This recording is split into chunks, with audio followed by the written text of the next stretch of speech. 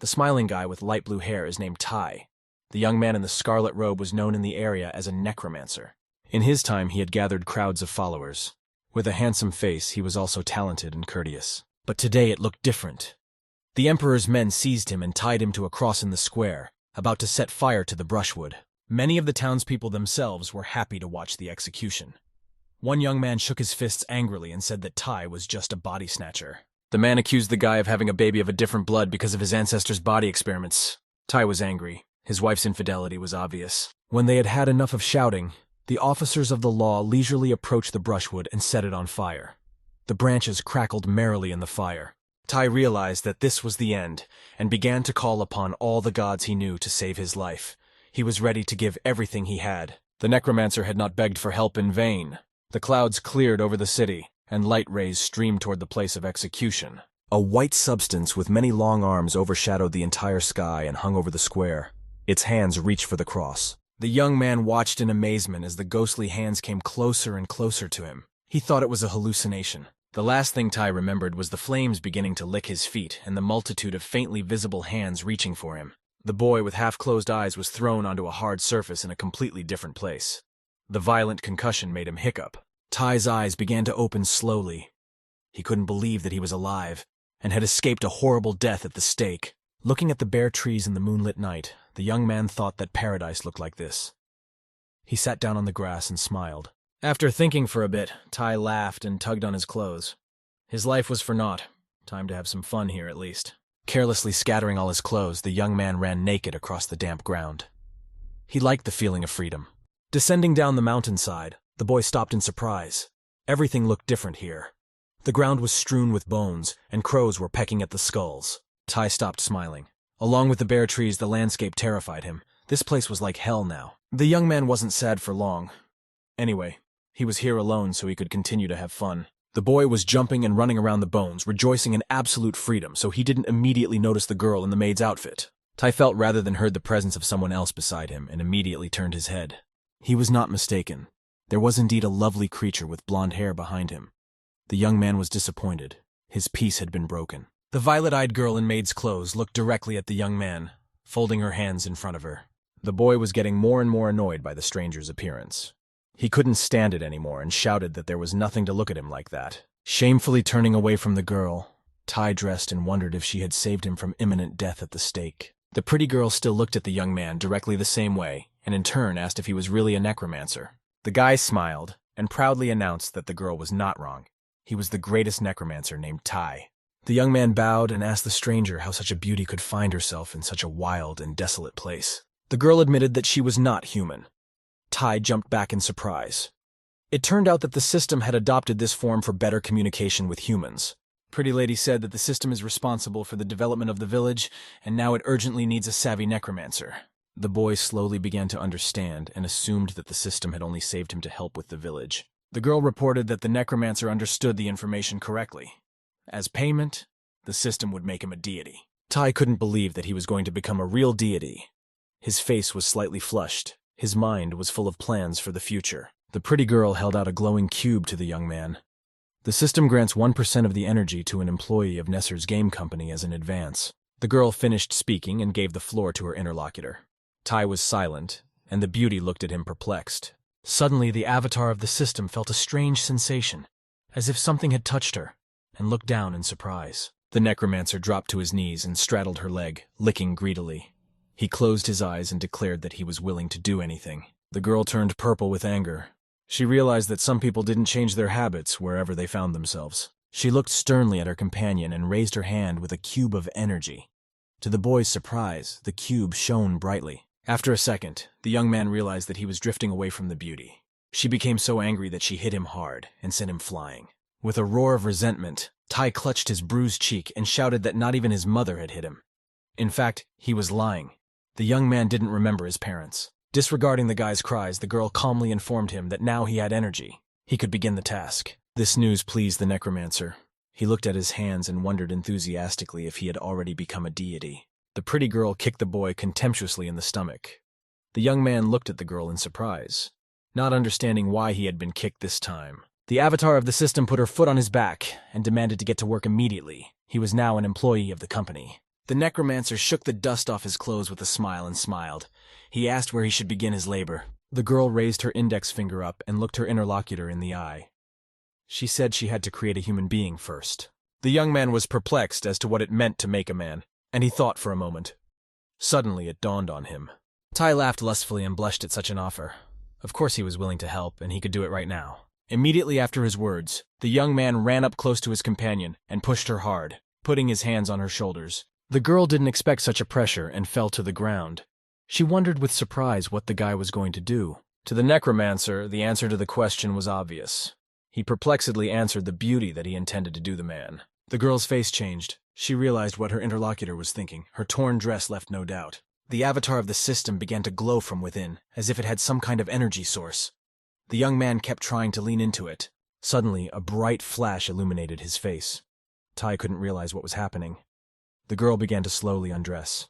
The system took the form of a white substance again and angrily announced that it meant resurrecting people, not breeding. The young man crawled backward in fear. Closing his eyes against the bright light, he asked for more explanation. Tai suggested that he could now resurrect the dead. The system reappeared in the form of a handmaiden and informed him that with energy, the necromancer would be able to revive the dead. The young man fell to his knees and raised his hands to the heavens. He was glad that he had finally realized his dream. The girl said it was time to start working. The entire neighborhood of Shinsho village was littered with human bones. Tai sat down thoughtfully and picked up a skull. With his legs tucked under him, the young man gazed at the object he had found, trying to determine who it might have belonged to. The necromancer concluded that the skull was clearly female and blushed with embarrassment. He promised that he would create a beauty. Putting his hand on the skull, Tai began to pour energy into it. The skull box glowed brightly from within. The ribs and the rest of the bones reached for the skull. As soon as the female skeleton was completely recreated, it began to grow soft and delicate pink skin. A few seconds later, a beautiful girl stood before the necromancer, who bashfully covered her nakedness with a piece of cloth. The system has been watching the new employee's work all this time. It had to admit that he was doing a great job. Nevertheless, this young man is incorrigible. The young man greedily kissed the beauty who had recently been lying in the damp earth. Several hours passed. Tai wiped his forehead tiredly and asked to look at his creations. He only created beauties. The girl came closer and took a closer look. The objects resurrected by the guy looked really good by Earth standards. They were all pretty bashful beauties with a wide variety of eye and hair colors. Tai didn't fail. He was indeed fit for the position of resurrectionist. The system reported that this location would be the point where Nesser's players would appear. There will be a lot of them soon. She began to explain how to properly lay out the infrastructure, and was surprised to find that the human had disappeared and wasn't even listening to her. Wasting no time, the young man climbed in between the resurrected beauties and peacefully closed his eyes. He felt very happy. The system was getting angry. The avatar girl started taking off her clothes. It was time to put an end to this. The boy heard the rustle of clothes being removed and started to turn around with fear. He realized that nothing good could be expected. His worst guesses had come true.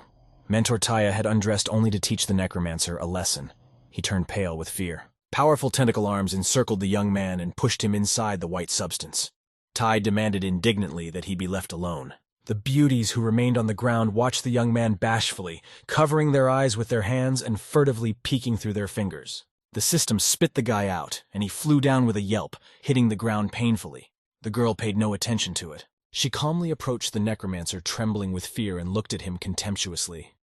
The young man was barely breathing with excitement. The pretty girl leaned over and informed Tai that from today he became the head of Shinsho village. Barely breathing, the necromancer raised his head and said in a weak voice that he agreed he would begin his duties tomorrow. Immediately after his words, the young man lowered his head to the ground exhaustedly, nearly losing his breath. He couldn't even move anymore. Soon the deaf and desolate dreary forest, where not every animal dared to enter, was filled with lively sounds. The necromancer had created an army of helpers for himself, and several skeletons with axes were busy chopping down trees. Such hired laborers proved to be very profitable. They felled the forest tirelessly without requiring any energy. Tai himself was sitting on a stump at this time, pensively looking at the infrastructure diagram the system had provided. He had been trying to visualize what the future village would look like for the past hour, but something about the plan confused him. The system provided space for all the major buildings, but still the young man felt there was something missing from the scheme. Suddenly he realized the system had forgotten to designate a place for a future brothel in the infrastructure plan. Tai's eyes lit up with delight. The girl's voice sounded like thunder. She appeared behind his back and angrily asked him what he meant by public. The young man was startled and fell off the stump. He immediately stood up and exclaimed that all the players would need public transportation. The guy smiled and said he hadn't noticed her appearance. The system glared at the employee so menacingly that it made him shake. The hiccuping necromancer wanted more than anything to hide. Turning aside, the girl asked glumly how the construction was progressing. Tai replied cheerfully that the foundation would be ready soon. The young man stated that he liked the work he had done. The mentor grudgingly thought that he had made a sewer next to the well. Stroking the smooth skull of one of the mercenaries, she decided to take the initiative away from Tai, or else he would turn the village into an incomprehensible mess. The girl asked the necromancer how things were going with resurrecting people. The young man was frightened. This question was uncomfortable for him. Trying to hide his excitement, the guy carefully stated that he was working on it, but the undead summoning technique was flawed and slowed down the process. The system was forced to admit that Tai was telling the truth. He had only 1% energy, and resurrection was costly. Plus, you have to take into account the details of anatomy. The guy's already resurrected a couple hundred people in a couple days. The girl asked to focus on resurrection for a while. The young man smiled and said he didn't know how much she needed. He had already resurrected 6,000 people. The system turned to the necromancer in surprise. The figure was too huge. She decided that Tai was joking. The guy offered to count the number of people who had returned from the other world. He got 5,871 undead. If we speak only of human individuals, there are 2,333 such individuals. He pointed at the humanoid beauties and said he had resurrected 1,314 elves and nearly 700 orcs. These few thousand include 520 dwarves, nearly 1,000 goblins, and 36 demons. Besides these creatures, he had even managed to bring back 3 long-winged angels to the forest. Tai pointed to a delicate creature with white wings. Immediately after his resurrection, he hid all the beauties in a huge cave and asked them to stay there temporarily. After finishing his narration, the young man raised his index finger up and looked victoriously at his mentor. The necromancer asked the girl why there was such a diversity of races in the village, and how they all ended up in this place in the first place. The system still couldn't believe his words. It couldn't imagine that thousands of characters could be revived so quickly. The young man wondered why she wasn't reviving the undead herself. He had very little energy, so the process was slow. The girl didn't even know what to say to him. Seeing her confusion, the guy offered to switch roles. He would build, and the system would resurrect the creatures. The avatar of the system slowly turned her head toward him. It was time to make something clear to the capable necromancer. The girl admitted that the system does not belong to Nesser's dimension, and therefore cannot influence what happens here. Folding her arms across her chest, she added irritably that the system couldn't use spells or attack anyone. The young man took a handkerchief out of his pocket and wiped the sweat on his forehead. He was surprised that the system was so calm about it. The girl stated that this is exactly what he was hired to do. Tai ordered everyone to work. He wanted to become a deity as soon as possible. The system said it would return to construction. Necromancer better get to work on resurrection. He's good at it. Tai was careful to say that there was one inconsistency. The village was almost built, so there was nothing to see.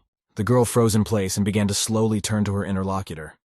She was simply dumbfounded by this statement. The boy gingerly repeated his words, afraid to anger his mentor. He assumed she hadn't noticed the change because of the cadaverous odor. The young man said that soon people would be settling in the village, so we had to get rid of him. He snapped his fingers theatrically, demonstrating a new trick. A huge funnel of a tornado appeared above the sullen gray forest. It swept across the village and disappeared. Immediately afterward, the clouds parted and sunlight appeared. Green leaves blossomed on the bare trees. Even those trees that seemed to be huge pillars without branches began to show the first signs of life. The whole village shone with bright colors. Now it really did look like a settlement where people lived. The necromancer exclaimed enthusiastically that it was simply gorgeous. He liked the renovated village himself. The girl was surprised at Tai's capabilities. She realized that she had underestimated him. The young man is indispensable as the head of the village. Taking the opportunity, the boy threw himself into his mentor's arms and pressed himself against her chest. He stated that he was very tired of all this. The girl somehow doubted the sincerity of the necromancer's words and looked at him incredulously. The young man shuddered. After the avatar of the system began pulling off her clothes, Tai no longer doubted that he had judged her look correctly. He hurriedly ran away to a safe distance and exclaimed that he understood everything and would try not to make mistakes from now on. The girl adjusted her clothes. The young man realized that the danger was over and breathed a sigh of relief. She reminded him that the resurrected had no memory or consciousness. The guy pulled out a map of the area and smiled. He explained that such things were not a difficult task. The necromancer laid out the map in front of the girl and said he would simply take the memory of the villagers from a village nearby and alter it slightly. Technically, it's very simple. You just need to copy the memory of the villagers and transplant it to the new villagers, changing the details a bit. Eventually, not a single person in the world will be able to distinguish the beauties he has resurrected from the ordinary villagers. The girl objected that their personalities would not be formed even if this plan happened to be successful. The young man explained that this was not a problem for him either.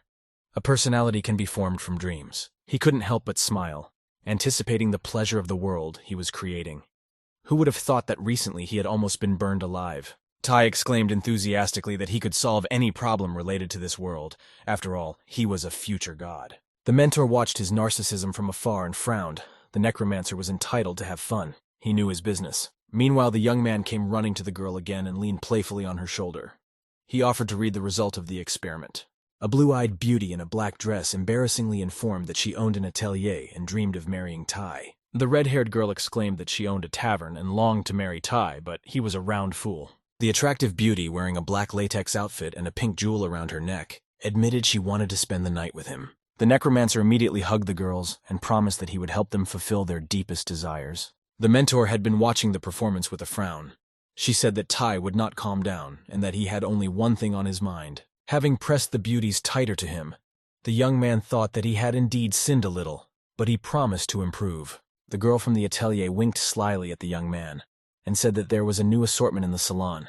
He could familiarize himself with it. The system couldn't forgive the guy for that, and so returned him to the white substance. In a few minutes, the girl was already dressed on the mountainside. She decided she needed to keep a closer eye on Tai. The necromancer lay behind her at this time and roared bitter tears. He complained that the system had no sense of humor. The girl turned to him and informed him that a new stage was beginning. The young man looked up hopefully. The mentor demanded to deal with the hierarchy. The necromancer immediately became sad. If he was going to do routine work, he wouldn't have time for all these beauties. Besides workers, the guys will also need a hierarchy. The girl waved her hand after her words. Energy streaks formed around her body, reminiscent of a system download. She began explaining the rules of the game, which stated that by gaining combat experience and completing missions, players would level up, and the higher the level, the more combat abilities the player received. Tai listened to her intently with a great deal of surprise on his face. And also the monsters outside of Shinshu are also divided into ranks. The girl showed the guy on an artificial map how things work. She added that the higher the level of monsters, the more experience defeating them brings. She scattered the map and said that from the 90th level onwards, there was a celestial sphere, then looked at what level Tai was at, and found that he was just at the 90th level. A scale appeared above the guy's head, showing what level he was currently at. At this moment, energy rushed to him, causing him to tightly clench his hand into a fist. A smug smile appeared on his face as he was insanely proud of being so strong. Suddenly, the realization came into his mind that he was indeed strong, which meant he could do what he couldn't while he was weak. He immediately had a plan for how he could use the power to his advantage. He turned to the system because he wanted to know what her level was, assuming it was probably less than his. She thought about his question for a second. At that time, she turned Taya into a statue with one swing of her hand. She was incredibly strong. Her level was at 9,999.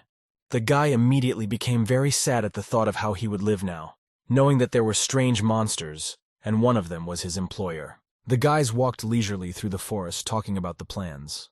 The system said that in such a situation, roles should be assigned. So she asked Taya to plan the monsters' actions and assign them according to their level. The main character was very surprised at her words, since the role allocation most likely meant it was a plot. The system confirmed his thought about it being a storyline. But Tai could not understand what this storyline meant, and the girl told him that the main branch of the plot was needed, which would be divided into tasks. It takes all of a guy's life experience and imagination. Tai seriously thought about her words, carefully considering everything. After which he asked the system for time, as he had never thought about it. The girl asked him to take his time and think it over well, as all the responsibility was on him. After not too long, they reached Shinsho town. The boys carefully peered into the town, which was surrounded by a fence, and saw not many people there. The system said in a confident voice that it was going to be a very busy place very soon. Tai suggested that in that case, we need more handymen, and could start with janitors. The system agreed with him, as there will be a lot of trash without the cleaners, and then Tai said they definitely need brute force. He picked up a human skull with the words that he would resurrect some orcs, and immediately started waving one hand over the skull, which was affected by the guy's energy. But then the realization of his actions came into the guy's head. He figured that if they were men, most girls would be crazy and think they were incredibly strong men with big muscles, so he didn't want to let that happen. The young man became very angry at his own thoughts, and in a fit of emotion crushed the skull he had in his hand. He looked at the rest of the human bones and decided it was possible to create a skeleton of a female orc. But then the guy realized that in that case, the female orc might be hitting on him. And he didn't look very attractive. Tai awkwardly coughed and immediately pushed those thoughts away, as he didn't want that even more. The young man was doomed in this situation. He sat down with a sad face near the pile of bones, and did not know what to do with them. The system asked the guy if he had found a way. Tai replied that he hasn't found a good way yet, but has a better idea. He remembered a place called Glenmorgan. It was a gray town, with empty streets with trash lying around in places, hardly any people, and it didn't look very attractive, which was the reason why Tai suggested using it. On one of the deserted streets, 2 guys with a knife attacked a stranger. The man looked poor like everyone else. He was protecting a little girl who stood behind him with frightened eyes. The man gave the hooligans his bread and did not understand what else they wanted from him. Suddenly he felt a sharp pain in his stomach as one of the hoodlums kicked him in the stomach. The frightened girl immediately ran up to her father, who fell to the floor from the violent blow, while the boys stood nearby and mercilessly watched this. One of them looked at the bread they had taken from the poor man with a disgruntled look, whereupon a greedy smile appeared on his face, and he said he didn't want the bread, he wanted his daughter. The girl immediately hid behind her father's back, tears streaming down her cheeks. She was very scared at this moment. The man was incredibly angry at the guy. He didn't call the guy names loudly. There was a noticeable hatred in his voice, after which he shouted at the top of his voice that it was his daughter, and how dare he even say such a thing. But the bullies started laughing evilly and saying they didn't care about that. When one of the boys presented a sharp dagger close to the man's face, the man suddenly grabbed his wrist. You could see in his eyes the desire to avenge them for those words and save his daughter at any cost. While he was holding one guy's hands, and the other guy let the bread out of his hands out of fear and didn't realize what was happening, the man yelled to his daughter to run away as fast as possible. The girl was trembling with fear and clutching the teddy bear in her hands tighter and tighter. She slowly began to step back. She turned around with a sad look. You could see the longing in her gaze. She really didn't want to leave her father. She then let go of the toy and started running screaming with all her legs while her father was being beaten by the bullies. One of the guys rushed to catch up with her and in his haste stepped on her teddy bear. He still managed to grab the girl by the hair. She immediately started calling out to her father for help. The man called out to his daughter in desperation. Suddenly he saw a sharp dagger blade coming towards him. The man had lost the strength to fight or just scream. He only managed to let out a heavy exhale. Suddenly Tai appeared in front of the girl and managed to grab the blade heading in her direction. In the girl's eyes there was hope of rescue and surprise at the same time. The young man heard a disgruntled voice in his direction, and questions about who he was and what he was doing here. With a sharp movement, Tai punched one of the guys with his fist. The strong blow made him unable to stay on his feet. He flew off a great distance and with his own body made more than one hole in the walls he hit. The second bully lapsed to the ground. He couldn't find the words to describe what he saw. His eyes were very frightened. He realized he needed to escape as soon as possible. Tai wasn't going to let him go with impunity and decided to use the summoning. His inner strength, made up of energy, began to seep out of his finger. At his call, skeletons began to emerge from the ground, their bodies illuminated with a blue light that denoted the use and control of higher powers. Tai pointed his finger at the fleeing bully of his skeleton army. He ordered the skeletons to destroy this guy. As the skeletons carried out his orders, the young man leaned his back against the wall in relief and turned to the man and his young daughter. Tai turned to them with his whole body and said he had a job offer with food, shelter, and medical care, though the journey wouldn't be close, but they could take their whole family. The man, hugging his daughter, asked the guy with a tired look who he was. He heard a brief pause in response, a smug smile reappearing on Tai's face.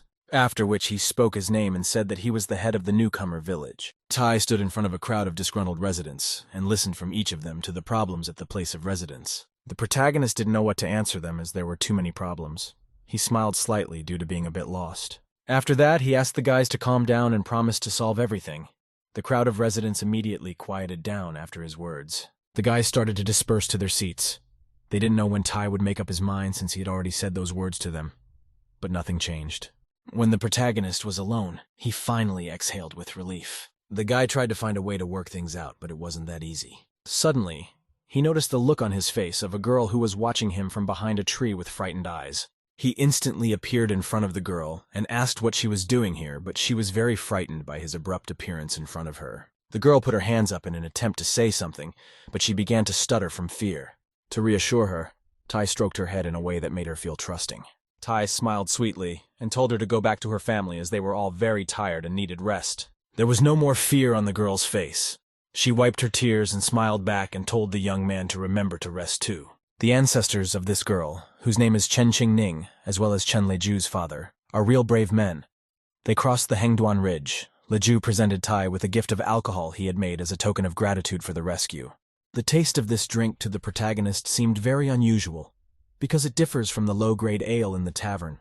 For its manufacture, the man uses the knowledge of the ancestors, the wine he makes from the fruit in the forest, which gives the drink an incredible flavor. Tai was happy to put Leju's tavern under him, as he made incredible drinks. But the father and daughter weren't the only ones. Tai also took in over 100 casualties and distributed them according to their skills.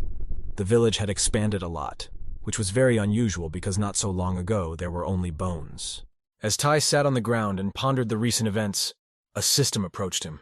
The guy turned to her and was surprised to see her here. The girl said she noticed that he was able to address the labor shortage. Tai smiled and said that although it had been hard, it had worked out, one less problem to worry about since there was still plenty to worry about. The system advised the guy to think carefully before hiring these people because by hiring them, he's taking on another responsibility.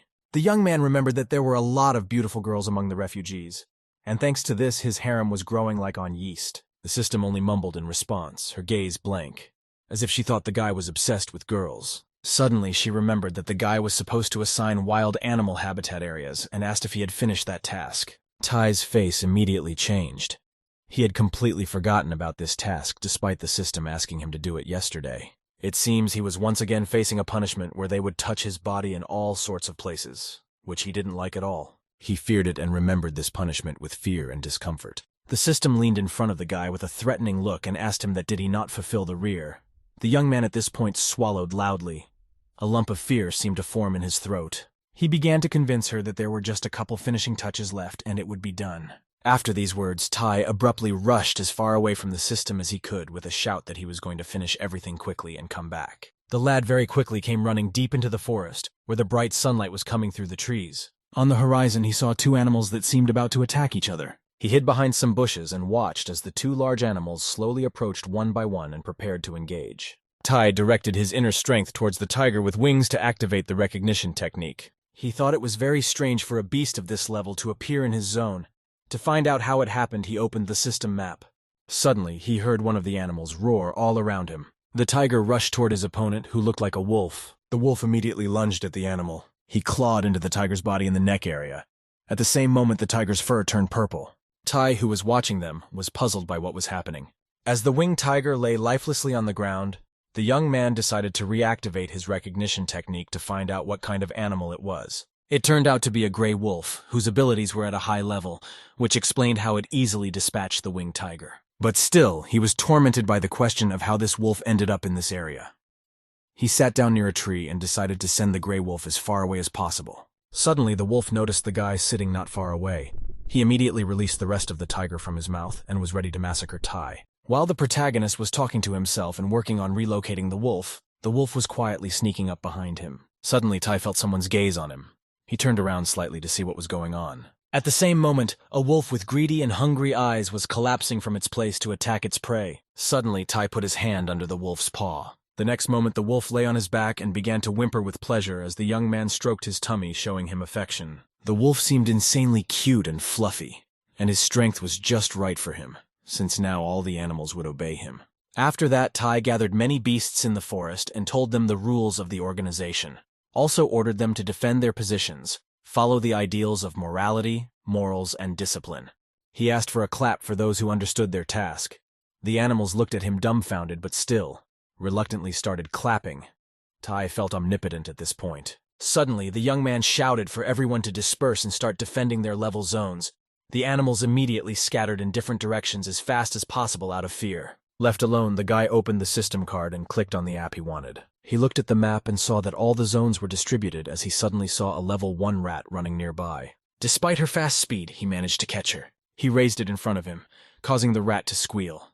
The boy thought about the animal and said that its level wasn't even enough for a training beast. The guy didn't know what he should do with her or where to send her. Suddenly, a very good idea popped into his head. He took another rat by the tail and chattered them lightly with the words that he was about to do something to them. The protagonist started twirling the animals, changing their body parts.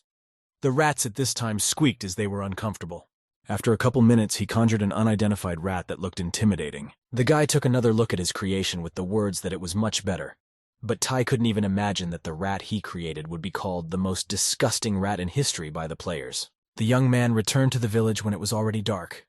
He stood on the edge of the cliff and gazed at the almost finished village, with only a little more work to be done. Tai directed his gaze into the night sky, which was filled with bright stars, and said that it was already time to greet his players. Planet Earth was in deep space. There were thousands of different stars all around, with light of different bright colors coming from them. It seemed of incredible size as you got closer and closer to it. There was a town on this huge planet where each of the inhabitants had a different life story. On the night street, everyone was minding their own business and clacking away on their phones. Suddenly, one of the guys standing outside was surprised when another advertisement popped up again. It turned out to be a game he was unfamiliar with. A message popped up for him to apply to the holographic network game and become a new player. In one of the high-rise apartment buildings, the light was shining from only one apartment. All the neighbors were asleep at such a deep night. The window showed a guy wearing gaming glasses sitting at a computer. He slowly unzipped the fly on his pants, after which he turned on adult movies and sat in front of the computer screen. There was a girl on the screen who was flirtatious on camera. The boy reached his hand out for a dry napkin, which in a box stood nearby. He continued to stare at the screen with great pleasure as the girl took her clothes off leisurely. She slowly removed one strapless strap of her black suit. The guy pulled out another napkin in a sharp motion. The girl lightly touched her body, which was half naked. Suddenly, the video stopped as it started loading. The young man was surprised because he didn't understand what had happened, because there shouldn't be any problems with the internet. Suddenly, an advertisement for a large-scale holographic network game popped up on the full screen, and a beta test of the game was available to 50 players. The guy was very angry at the ad's appearance, as it discouraged all desire. He didn't feel like playing the game somehow, so he decided to turn off the commercials. He hovered his mouse over the cross and right-clicked, hoping the ads would go away. But it didn't make any difference. The ads still wouldn't disappear from the computer screen. The guy angrily ripped his glasses off his face. He was furious that the advertisement didn't let him finish what he had started and wouldn't close. He decided he would try to deal with the problem another way. To do this, the guy hovered his mouse over an ad-blocking app. In the next second, a download was already underway to remove ads from the screen, as well as block them. The young man was sure that now this annoying advertisement would leave him forever and he would never see it again. Suddenly there was a sound about the end of the download. The guy eagerly awaited confirmation that the ad had been removed. But much to his dismay, the game's commercials reappeared on the screen. He was furious.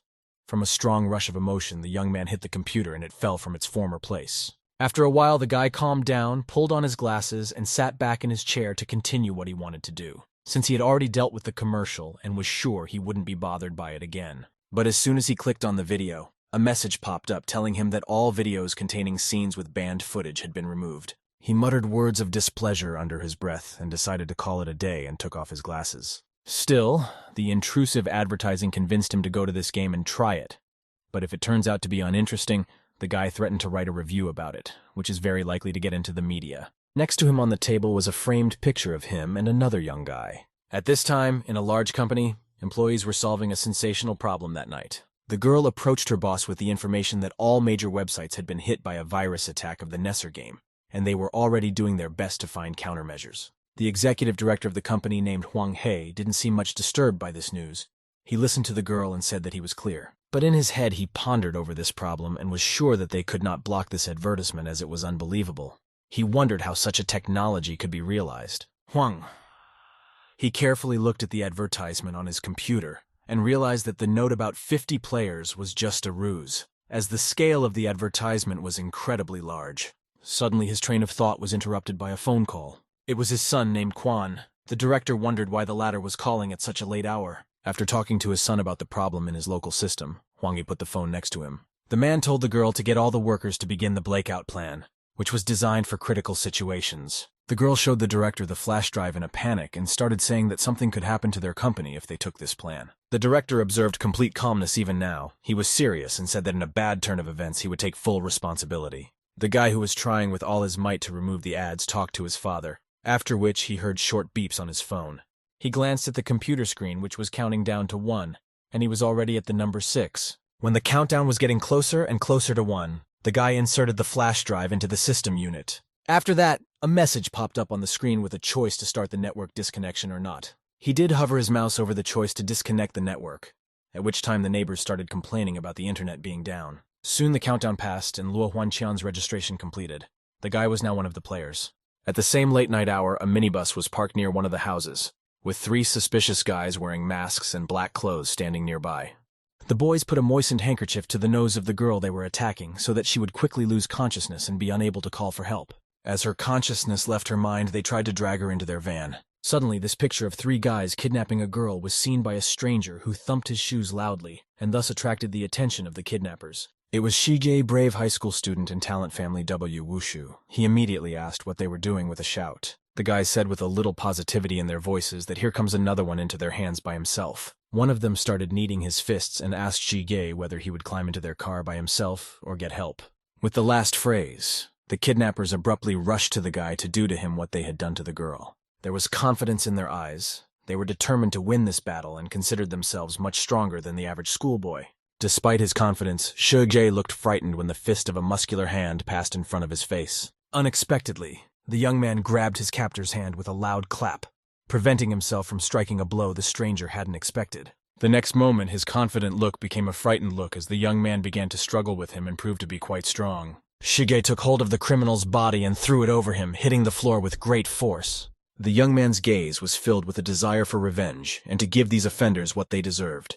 As soon as the guy fell to the floor, hitting his back hard, this moment was noticed by his comrade. He rushed to the rescue, shouting abusive words towards Shige as he beat up his friend. The stranger was already near the guy and was ready to punch him from his fist. But the young man was not confused. He turned sharply around to stare intently at his captor. Without wasting a second, the guy tried to push him away, placing his palm on his face. Then he pushed him down with all his might, and thus the stranger lost control of himself and fell to the ground.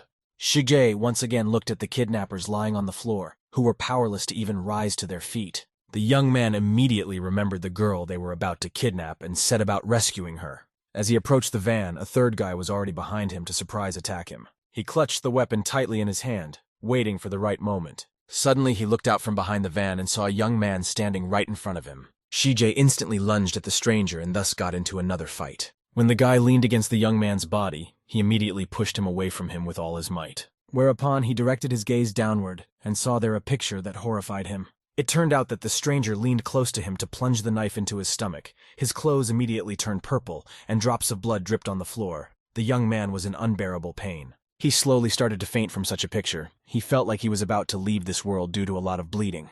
The young man could not think straight. His eyes closed tightly, and when he opened them, he saw another picture of his blood. Suddenly he opened his eyes and saw a guy in front of him, who said with a smile that he had finally found the young man.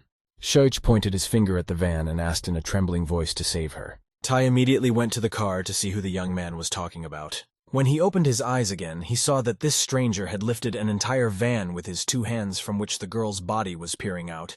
He didn't understand how this was possible. Then he heard a loud sound and saw that the car was already lying on its side on the road, and the guy was holding the victim in his arms, which made him think it was some kind of monster. When there was a huge explosion, the young man thought it was already a hallucination.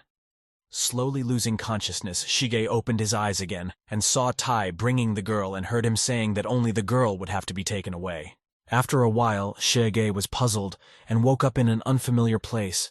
Before coming here, he felt a strange sensation and thought that he was dying, but surprisingly he turned out to be alive. He, still in semi-consciousness, looked around the unfamiliar but cozy room with thoughts of being in the underworld. Lowering his gaze a little lower, the young man noticed a woman's breasts on his body. Surprisingly, nothing was bothering him downstairs either. He decided to check his body since it didn't look like it was his old body. Just then his gaze took on a dumbfounded look as he found nothing below. Suddenly he saw the face of the guy he had seen after the knife wound in front of him. Tai said happily that it looked like he had succeeded in his plan. Shige was puzzled and asked the guy who he was.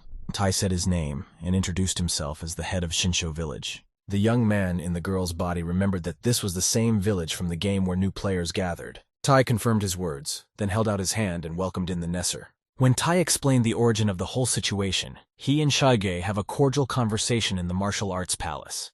They discuss online games and how to reach a mutual understanding in Nesser. The young man was amazed at such work by Tai, because he realized what was in the Swordmaster game. The young man was proud of himself and assured that they would never give a fake advertisement.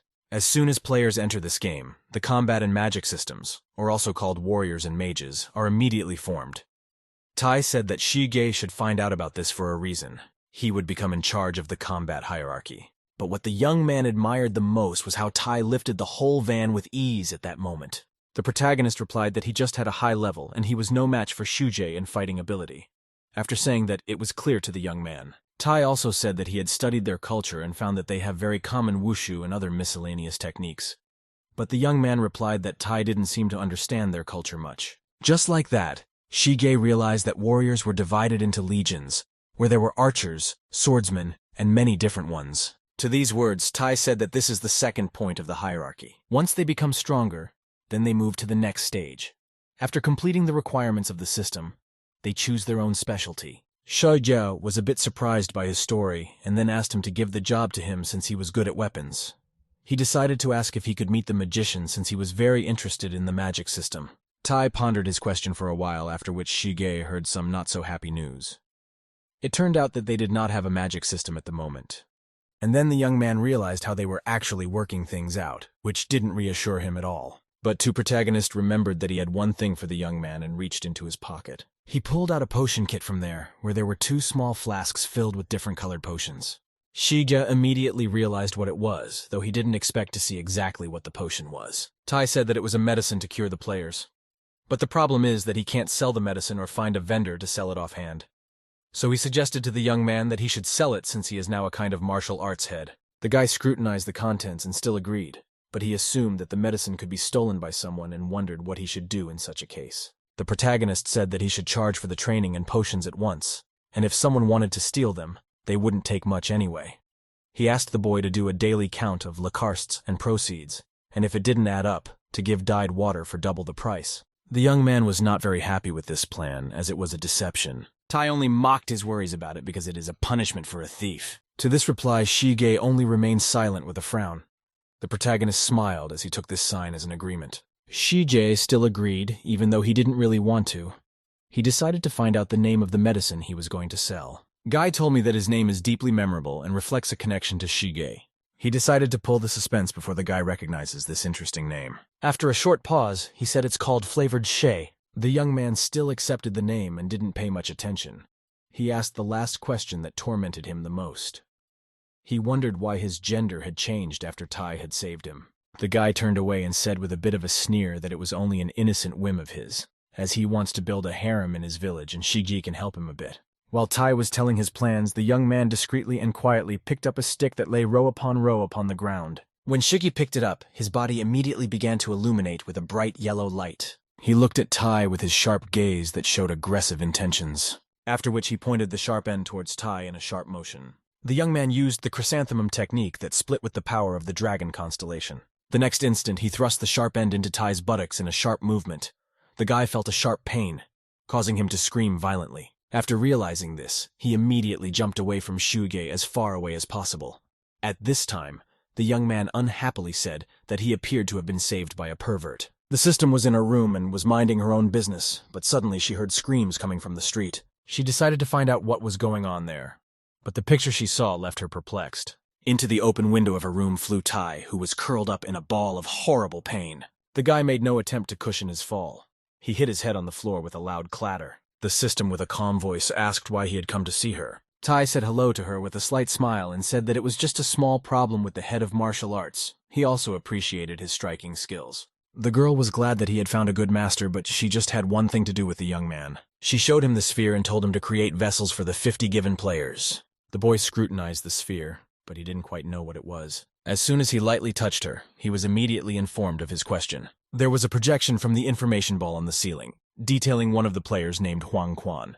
The information about him stated that he wanted to change his gender from male to female. Tai reacted to this information with aggression, calling him a pervert. The girl explained that it was a measurement management system. It would help the young man in his work. In addition, he would need to manage the forum. Tai tensed up a bit when he asked what the forum was, because he absolutely had to know what it was. After his question, the girl stood up from her chair with a loud thump of her hand on the table. She hovered over the guy. A threat towards Tai was visible in her actions because she had asked to study Earth culture and the guy didn't seem to have done so. To avoid getting punished, he immediately started to convince her that he had studied everything. To be sure of his words, the girl asked what he had learned. The main character started counting, curling his fingers all the things he had managed to learn. They were Lana Rhodes, Riley Reid, Mia Khalifa, and many others. The girl asked what he knew besides them, her gaze though calm without too much emotion. You could still expect anything from her. Tai cheerfully replied that he knew tons of other things, such as Swordmasters Online, Demon Splitting Blade, Great Flavor. The girl didn't want to listen to this anymore and asked to stop. She decided to explain how to use the forum, and first asked to touch the sphere with her finger. Tai was a little cautious about doing what the system asked. Immediately, various phrases of those who entered the game Nesser popped up in space. The guy had admin rights, so he can delete, post, mute anyone he wants. The girl asked him to help her delete negative comments about their game.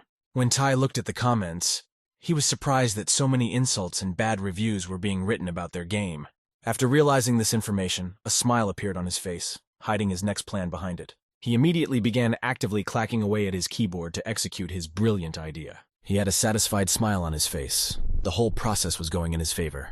And then, when he had written all that he wanted, the young man clicked on the button to publish this text. He posted a comment that said all girls with breasts from size 3 upwards could register without a line. The system asked him to stop having fun as they don't have much time and the job needs to be done quickly. The young man didn't expect the system to see this at all. He said goodbye with an awkward smile with the words that he really should get to work. After a while, he came to a clearing where a huge pile of skeletons was lying. Looking at it, he said that there really is a lot of work here. But he was happy with the thought that he was reviving beauties every day, and that pleased the guy more than anything. He still decided to get to work, and the first thing he wanted to do was look at the player's profile. The player request was to make a beautiful and sexy girl. Tai happily began to fulfill his request, creating a new player. The normal human bones where the ribs were started to take on a human appearance with light-colored skin. The arms and legs also gradually took on the beautiful appearance of a woman's body. After not a long time, a girl with incredible looks and body was created in place of the bones. Tai's delight at his invention and calling himself a talent was watched by the system. She needed to know how the guy was doing and what his progress was, since the closed beta was only one day away. Tai was in the clearing at nightfall, creating new players. But as soon as he read the player's request to create a new one, he stood in a stupor of strange word combinations and wishes. The desire to make his hair color multicolored black, his skin glowing white, and make his appearance majestic drove the guy crazy. He had no idea how to do it, and considered such requests absurd. But soon he decided to settle down and look for other players with normal demands. Stumbling upon the next request, the young man again found a strange wish to make the player's appearance kissed by the devil.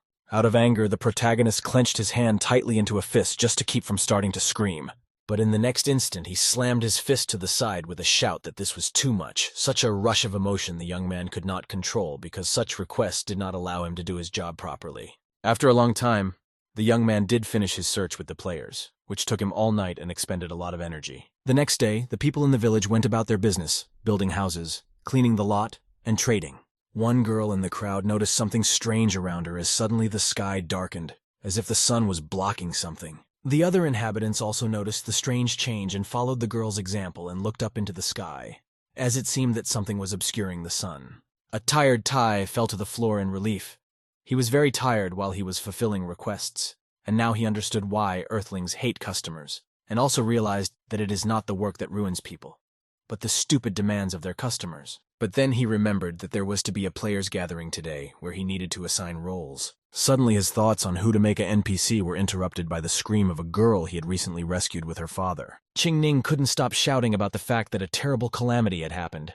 Anxiety and fear could be seen on her face. At this time, a huge animal foot stepped on the ground in the village, which immediately spread its wings. It was a huge-sized dragon that attacked the inhabitants, who as soon as they saw it, started scattering in different directions, throwing everything out of hand. People were in panic. They were calling for help for they thought they were all doomed now. The dragon swept past the houses in the village with a sharp movement, thus destroying them due to its large size. After that, the dragon flames filled the village. All the houses instantly caught fire since they were built of wood. Every resident worried about their savings that were in the buildings. Some worried about being without their own home. Suddenly, Tai appeared in front of the village, who, observing calmly, told the dragon to quit destroying his village. But at his words, the dragon let out another powerful exhalation, after which the flames filled the area once more. The inhabitants immediately noticed that their head was in the sky and began shouting for him to save them. The protagonist stopped at the end of the bronze dragon's nose to stop its effects. Tai behaved decisively without showing weakness. He told the dragon that he apparently did not know about the rules of decency, if he was breaking into someone else's village and spoiling it like that. As soon as he started saying the only rule for the opponent, his gaze immediately filled with aggression. And with the words that one must bow first before a strong opponent, he raised one leg to strike the dragon as hard as possible. Suddenly, from the center of the dragon's nose, a bright beam of white light blinded everything around from the strong impact from Ty's side.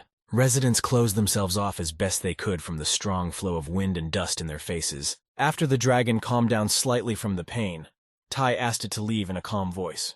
The young man turned around to leave him and gave one last piece of advice to listen to his instinct for self-preservation.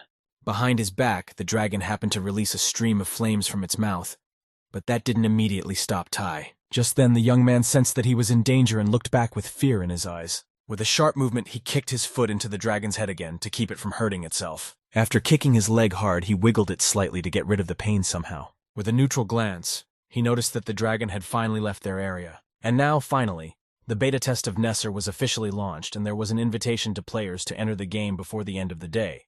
Otherwise, the player agrees to voluntary withdrawal.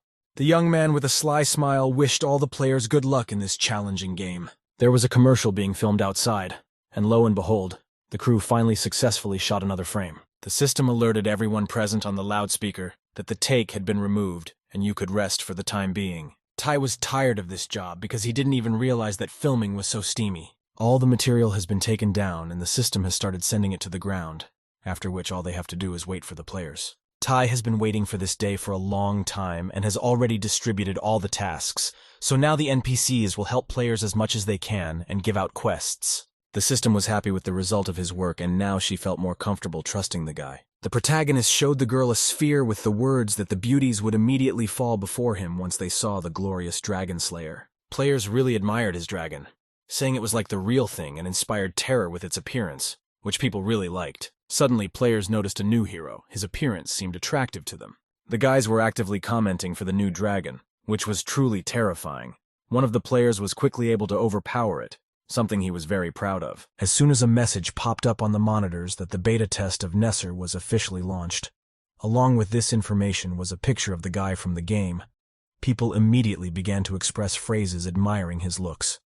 But as soon as Ty saw the guy's appearance on the commercial where it should be him, the young man was literally petrified with shock. He asked the system in bewilderment who it was, for there must be his face there. The young man pointed his finger at the unfamiliar face that was on the sphere. The girl explained that it's the alternate ego of Ty, who is called Limitless. At the pre-release show, she can't let an ordinary chapter with mediocre looks become a dragon-slaying hero. All the words that the system said about the fact that Ty's appearance did not fit the standards of beauty very hurt the young man, because he did not expect such a rude answer. The system also reminded the guy to appear in front of the players in such an appearance so that everyone sees a handsome hero. After being told by the system that his appearance did look rather mediocre, it was like it was the final blow for Ty. It was as if an arrow had been plunged into his heart when once again the system focused its attention on his inappropriate appearance. Suddenly their conversation was interrupted by Leju, who asked the young man about his daughter, as he hadn't seen her since she went to look for the chapter. Ty calmed him down and said that Qingning was now an important mission for newcomers.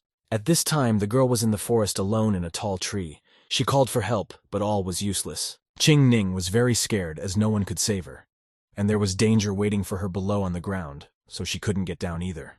There were many different predatory animals because of which the girl could not get down. She shouted that the head was a liar who had called her to play and thrown her up a tree, and she never wanted to believe him again. Leju trusted the head and his words reassured him, but for some reason he still felt uneasy in his heart. Tai chuckled slightly, showing that the man's worries were in vain, and reiterated that his daughter was safe. At this time on Earth, in one of the apartment buildings, Huanquan also received a message that the beta test of the game had been launched, and more players were expected. He was looking at an advertisement that showed one of the players the girls were madly admiring. The guy wore glasses, which was a must for a better effect. He liked the pre-release. It remained to be seen how it would turn out in practice. To enter the game required a password. The young man paused for a moment to think, and then entered the combination of numbers. A login to the game was performed, where the guy seemed to be immersed in another reality. After a couple of seconds, the young man was immersed. Waking up in the game, the guy struggled to open his eyes in an attempt to realize where he was. His gaze was unfocused, and the place he found himself in seemed insanely bright, which was uncomfortable for his eyesight. After blinking a bit, he looked around and saw a familiar area. It was Shinsho Village, and the young man realized he was already in the game. He lowered his gaze to his hands, which looked very feminine, and it struck him as rather odd. Suddenly, he saw his own breasts. Such changes in his body pleased him, as he thought it was incredibly beautiful. Huanquan decided to examine his body completely, since he was sure that it would be very pretty. To the guy, it all seemed realistic, as if it were in real life. After he loaded into the game, his skills were under the first level. But the thought of it being like the real thing brought a sly smile to the guy's face. A plan immediately formed in his head. He considered his body a work of art and decided that he would just enjoy what was happening. Suddenly, he heard a man's voice behind him. The very next second, he felt the touch of a heavy and strong hand on his shoulder. The young man turned to the stranger with a cute smile. The guy didn't feel a drop of fear. The stranger looked kind and friendly despite his large size. The young man introduced himself as a knight of the vanguard. Huan Quan said hello back with a cute smile and said his name. And then the knight realized that in front of him stood the same Huan Quan from the forum, which to his great surprise turned out to be a guy, despite the beautiful appearance of the girl. Another girl appeared nearby, who was also under a male name since she had loaded into the game at the same time as the young man. Two other level 1 guys introduced themselves as Soda, an anti-mage. The prince was surprised to see the very same anti-mage, as he knew him already before loading in the game. Huan Quan listened to the guys' conversation and didn't understand what they were talking about, so he decided to ask the Vanguard Knight. The guy coughed a bit and said that this anti-magician is breaking comment records on all the forums and has many different nicknames. The anti-mage was happily chatting with the rest of the players at this time. Suddenly, the boys heard a strange sound that abruptly interrupted their conversations and familiarity. The system message said that it was now noon, and all 50 players were gathered. Huan Quan was a little surprised at this number, since there were only 4 players in front of him. Suddenly the knight spoke. He apologized with an awkward smile as he slightly blocked the view with his large body. As soon as he stepped aside, the young man was immediately very surprised by what he saw. It turned out that the other players were indeed with them. There was a huge crowd of people standing there. The first task for the newcomers was to rescue Qing Ning. She is the daughter of the tavern owner who went for a walk in the forest and still hasn't returned. There was also a clue on the wet ground after the rain where her footprints were left. The guys immediately noticed the girl's footprints that led deeper into the forest, where Qing Ning was, obviously. They were in a positive mood and looking for interesting adventures. With the same good mood, they went in a crowd to rescue the girl. On the other side, a bunch of newbies also have to complete the first mission, but they liked the terrain so much that they wanted to go see the village and do the mission later. But they get a notification from the system that they need to complete the mission first. But the guys decide to do it their way. They all headed out together for a walk around the neighborhood, disregarding the warnings. They were watched from the mountain by Tai, who exhaled unhappily, saying that the humans were in their repertoire as usual. He didn't want to get into trouble over the newcomers who should save Qing Ning, but went in the opposite direction on his own volition. System, calmly sipping her tea, said that if people always did what they were told to do, there would be no wars in the world. For the one made by the rookies, they will have to be penalized for it because they went against the rules of the game.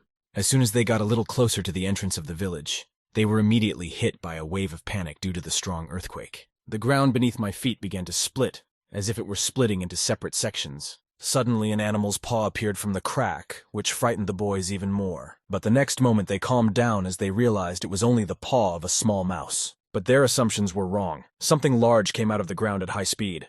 The boys seemed to be speechless with fear. They froze in place, their eyes filled with terror. It was a huge monster. It looked extraordinary, and could mercilessly annihilate a crowd of frightened newcomers. In his body, ribs were visible in the abdomen area, which made it even more intimidating. The boys immediately started running away and calling for help, while the huge gnat tried to grab the first people he could get his hands on. The eyes of the guy who was grabbed by the monster filled with tears. He didn't want to be thrown into the jaws of that snarl in one move. The monster opened its mouth wide and pulled the young man, who had no way of getting out on his own, towards it. His companions saw the squirt bite his head off, causing them to need to get out of the place as soon as possible, or they might end up in his place. A girl in their crowd said quietly that it was too late to run away. Her look was devastated and hopeless. A multitude of pikes surrounded the two boys and the girl, giving them no chance to simply run away. The young man tried to shout to the monsters not to approach, but due to the fear that enveloped him completely, he began to stutter and was unable to confront them. The next moment, terrible sounds were heard where their bodies one by one were eaten by the pikes. While the guys were trying to save their lives, on the other side players were on their way to complete the mission. To get to the right place quickly, they had to run. The girl from their team was a bit worried as she didn't know what could expect them, and asked how dangerous it was in this world. Suddenly they were stopped by the girl who was ahead of everyone. They heard a strange sound in the proximity that kept them uneasy, but Huan Quan said that it could be ignored. Ahead of them, they could see a picture where there were many monsters in a clearing that were blocking their passage. As soon as he saw them, he said there was a bigger problem than the strange noises. Suddenly, the head of one of the pikemen peeked out of the bushes and approached the players. He stood across from the boys and was in no hurry to attack first just yet. The players immediately got upset when they saw him and thought that they would leave the game soon.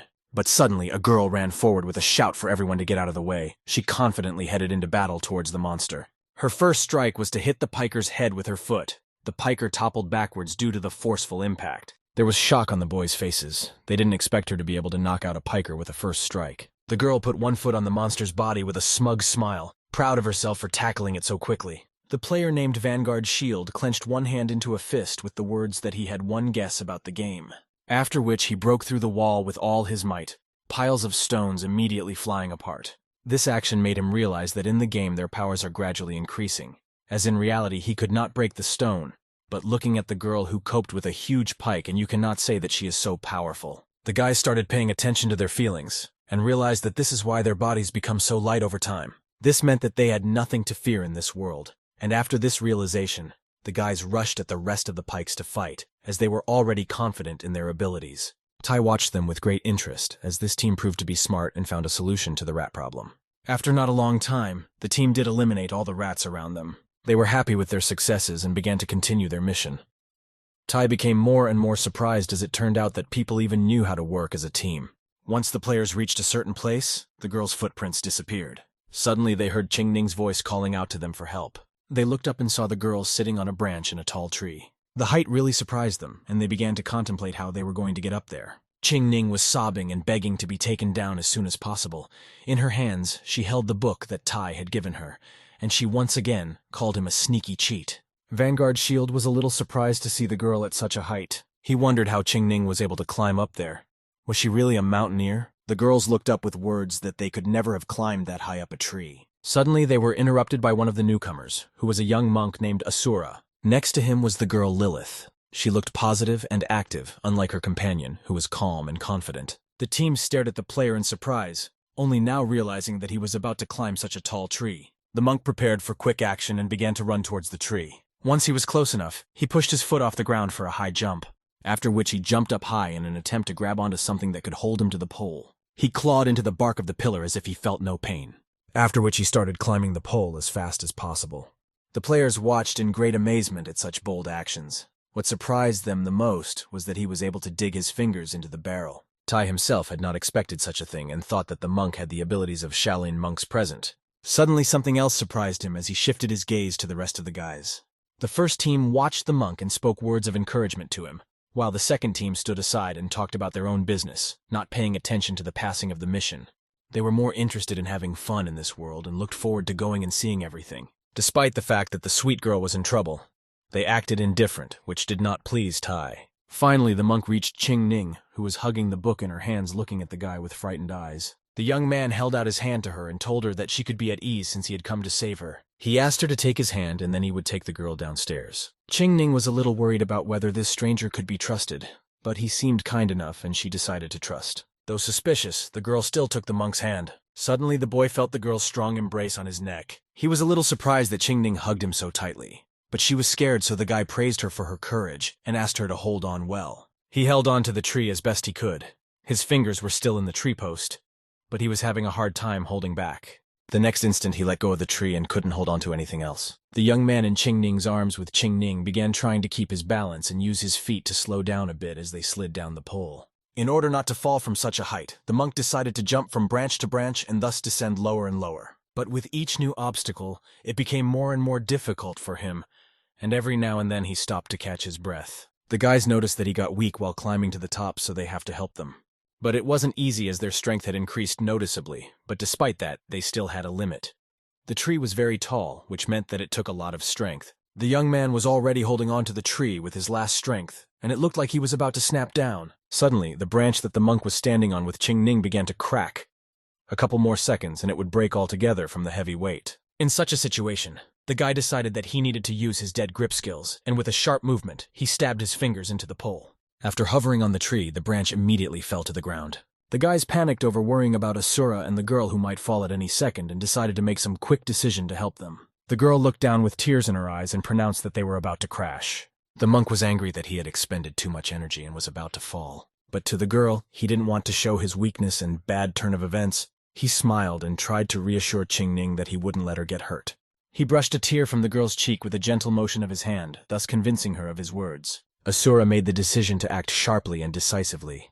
He hugged the girl as tightly as he could and climbed down from the tree. The players immediately began to worry even more, as in a couple of seconds they would fall from a great height and could hurt themselves. The young man from the team decided not to waste any time and immediately ran to help them in any way possible. He thrust his arms forward to catch the monk along with the girl and keep them from hurting.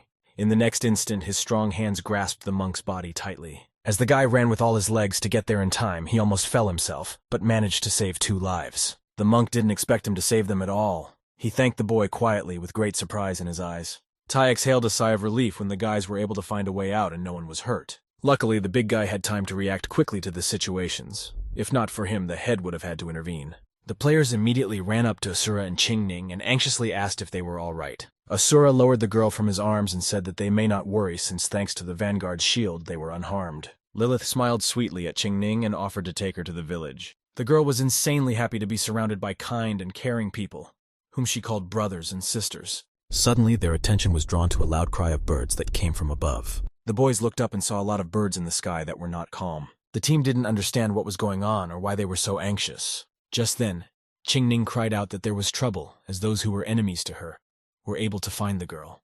She explained that she was holding the Mountain King's treasure in her hands, so they urgently needed to escape so she could save both herself and the treasure. The stones on the ground began to fly up from the heavy blows on the ground that were repeated time after time.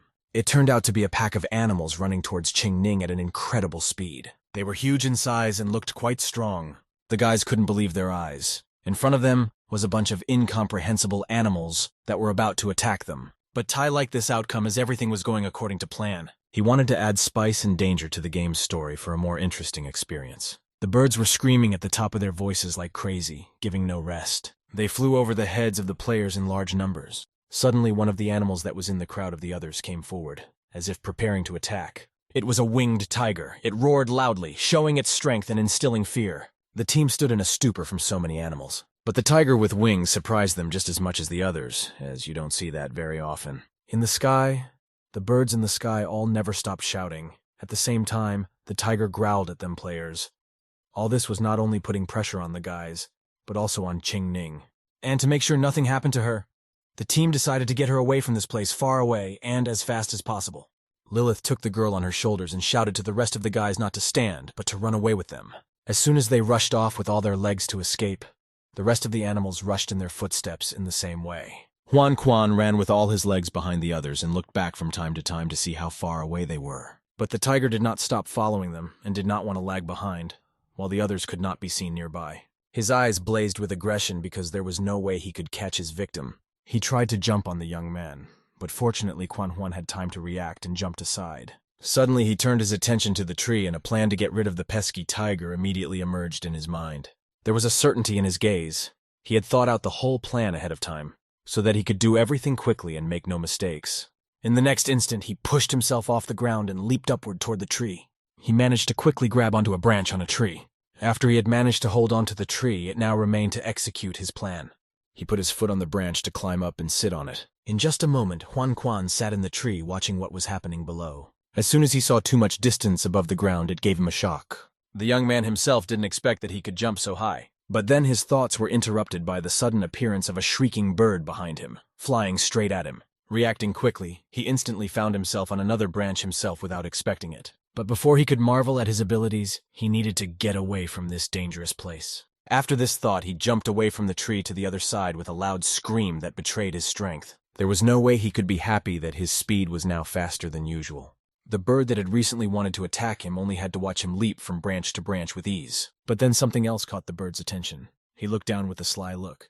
There was another player on the ground who was running away with everyone else, and to his misfortune, the young man was the chosen new target. Suddenly the young man saw a lot of birds flying towards him, and he realized that he had to try to dodge somehow, otherwise they would imprison him. He couldn't find a way to divert the bird's attention away from him, which made him more and more frightened. The bird flew close enough that it managed to snag the end of the guy's hood with its claw. At that moment, the vanguard shield noticed danger near his comrade and shouted for him to duck. The guy reacted in time, doing what the vanguard shield told him to do, and thanks to that the bird missed and didn't have time to grab him by his clothes. The boy decided to act immediately, and rushed to grab the winged man to get rid of him. As soon as he grabbed his tail, he immediately started screaming and tried to pull out. The vanguard's shield threw the bird aside with all its might, and it hit its head too hard, making it unable to make any more impact. The young man thanked his comrades sincerely.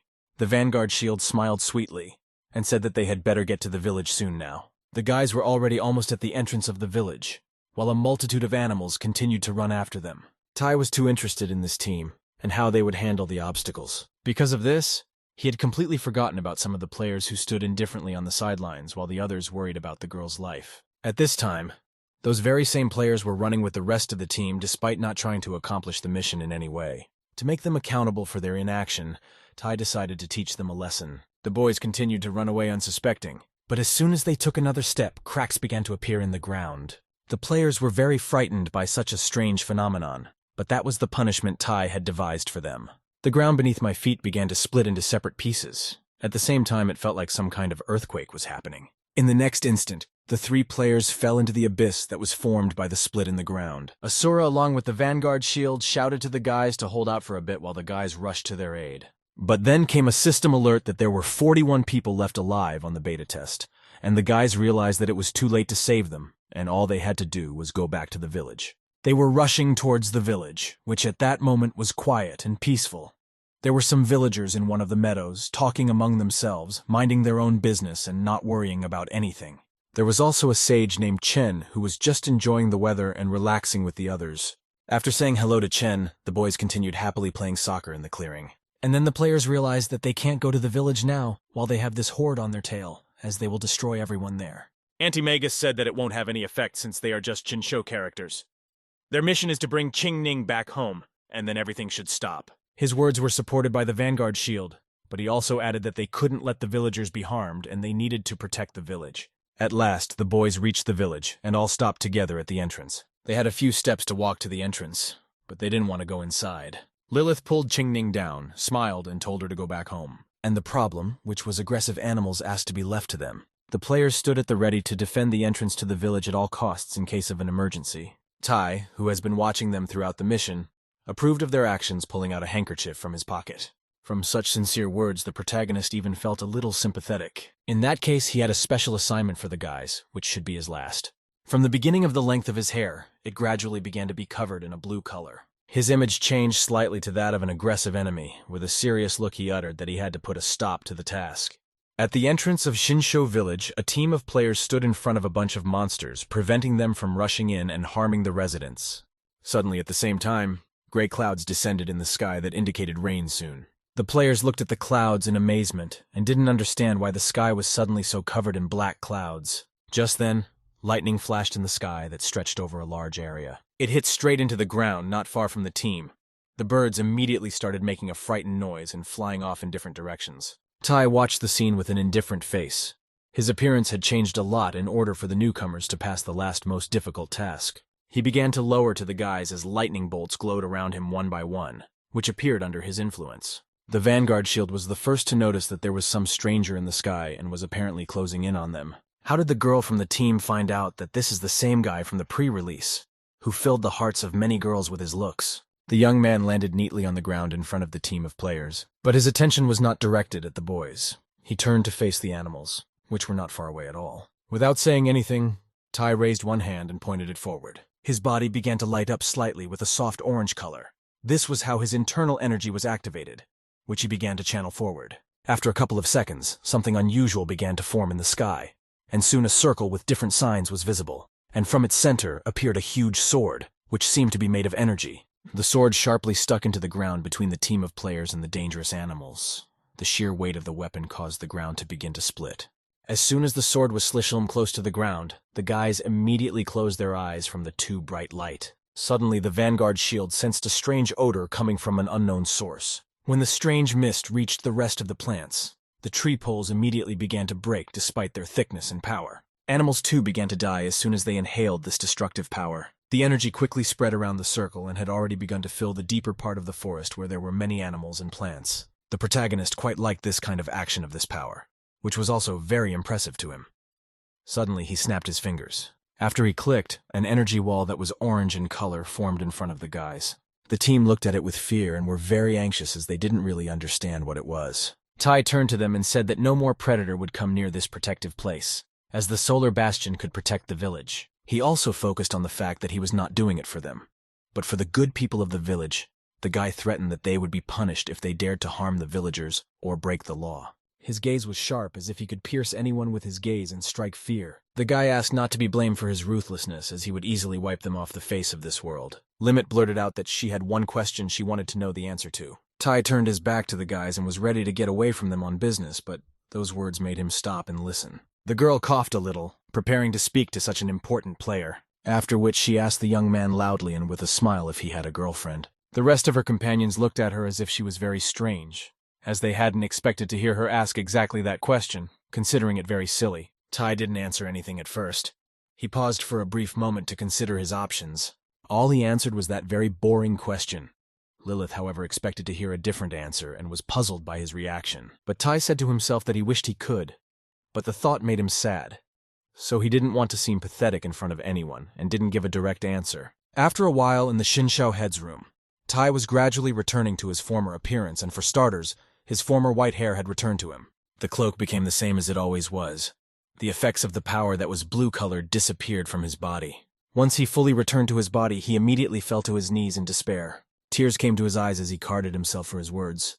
Had he really ruined everything and rejected the feelings of such a sweet girl? It pissed him off to realize that he actually wanted such a pretty girl too, and he himself had acted like a stupid guy. Suddenly, Qing Ning burst into his room all in tears. She shouted at the head with words that he was a rascal. And then Tai began to suffer conscience for such a terrible act with a little girl, which he left alone in a dense forest with dangerous animals.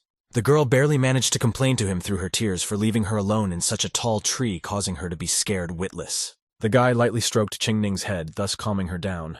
He asked her to stop crying and apologized, saying that it was his secret that he must not tell anyone, adding in his head that especially the newly arrived siblings must not find out. The girl said that he had hurt her and now she was very sad. To somehow calm Qing Ning down, Tai decided to give her something as a token of apology. He pulled a small teddy bear out of his pocket and handed it to the girl and apologized again. The girl's eyes lit up with delight, as it was the Qing Ning bear she had lost back then, in the crowd of hooligans who had attacked her and her father. Tai said that the bullies tore it up last time, but he asked his sister Taylor to fix the situation. There was still some time left before the task was complete, so he asked her to help with one more thing. Qing Ning was silent at this point, but it could be seen that she was barely holding back her laughter. Still, the girl did not hold back, which pleased Tai, since she had forgiven him and agreed to help. The players at this time were standing at the entrance of Shinshu, not daring to enter there. Suddenly, they saw a guy they didn't know heading in their direction from the direction of the village. It was Tai, with Qing Ning walking beside him. The guy greeted the newcomers with a cute smile and said that he already knew that they were the ones who saved the little girl. The girl on the team asked a little aggressively who he was, as this was the first time she had seen this guy, and didn't know if he could be trusted with a girl. The young man introduced himself as the head of Shinshu village and said his name with a welcoming smile on his face. The guys were a little surprised and began to whisper among themselves as they expected to see a respected old man, not a young guy. Suddenly Qing Ning's voice was heard, who proudly said that the head was her father and she was the head of this village. The players immediately supported it, but Tai was madly pissed off. The protagonist decided not to dwell on their trivia and continued the conversation where he allowed them to work in the village and live as a thank you for saving the girl. Coughing a bit, he added that he would also teach them some spells, which was what he needed from the boys. The players immediately reacted to his words with curiosity and were excited to be able to learn such unusual things and decided to ask what kind of magic it was. The guy explained that he wanted to teach them a spell called intelligence magic, and with those words he opened the magic book. The system alerts congratulated players on completing the mission. They were also warned that if they were eliminated unlimited, they would lose the opportunity to participate in the beta test. Tai slammed the magic book shut and told the guys that intelligence magic could be applied to everything in the Nesser. It would show the name, level, skills, and other information about the participant. Also, the player's level gradually increases, and over time they will be able to learn higher-level magic. They could now approach Tai, as the head in the village, with any problems or questions, after which he welcomed them back to Shinshu village and invited them in. The girl that was a member from the rookie team stood in the village together with the head and Qing Ning. She happily shouted out that the head had endowed her with magical intelligence power. Huan Quan was so happy that he decided to activate his strength and look up his biography, and he was able to do so. Everyone present could see what was written about him, and as soon as they read the information about him, the guys started laughing with him, because in the biography he was almost powerless and very weak.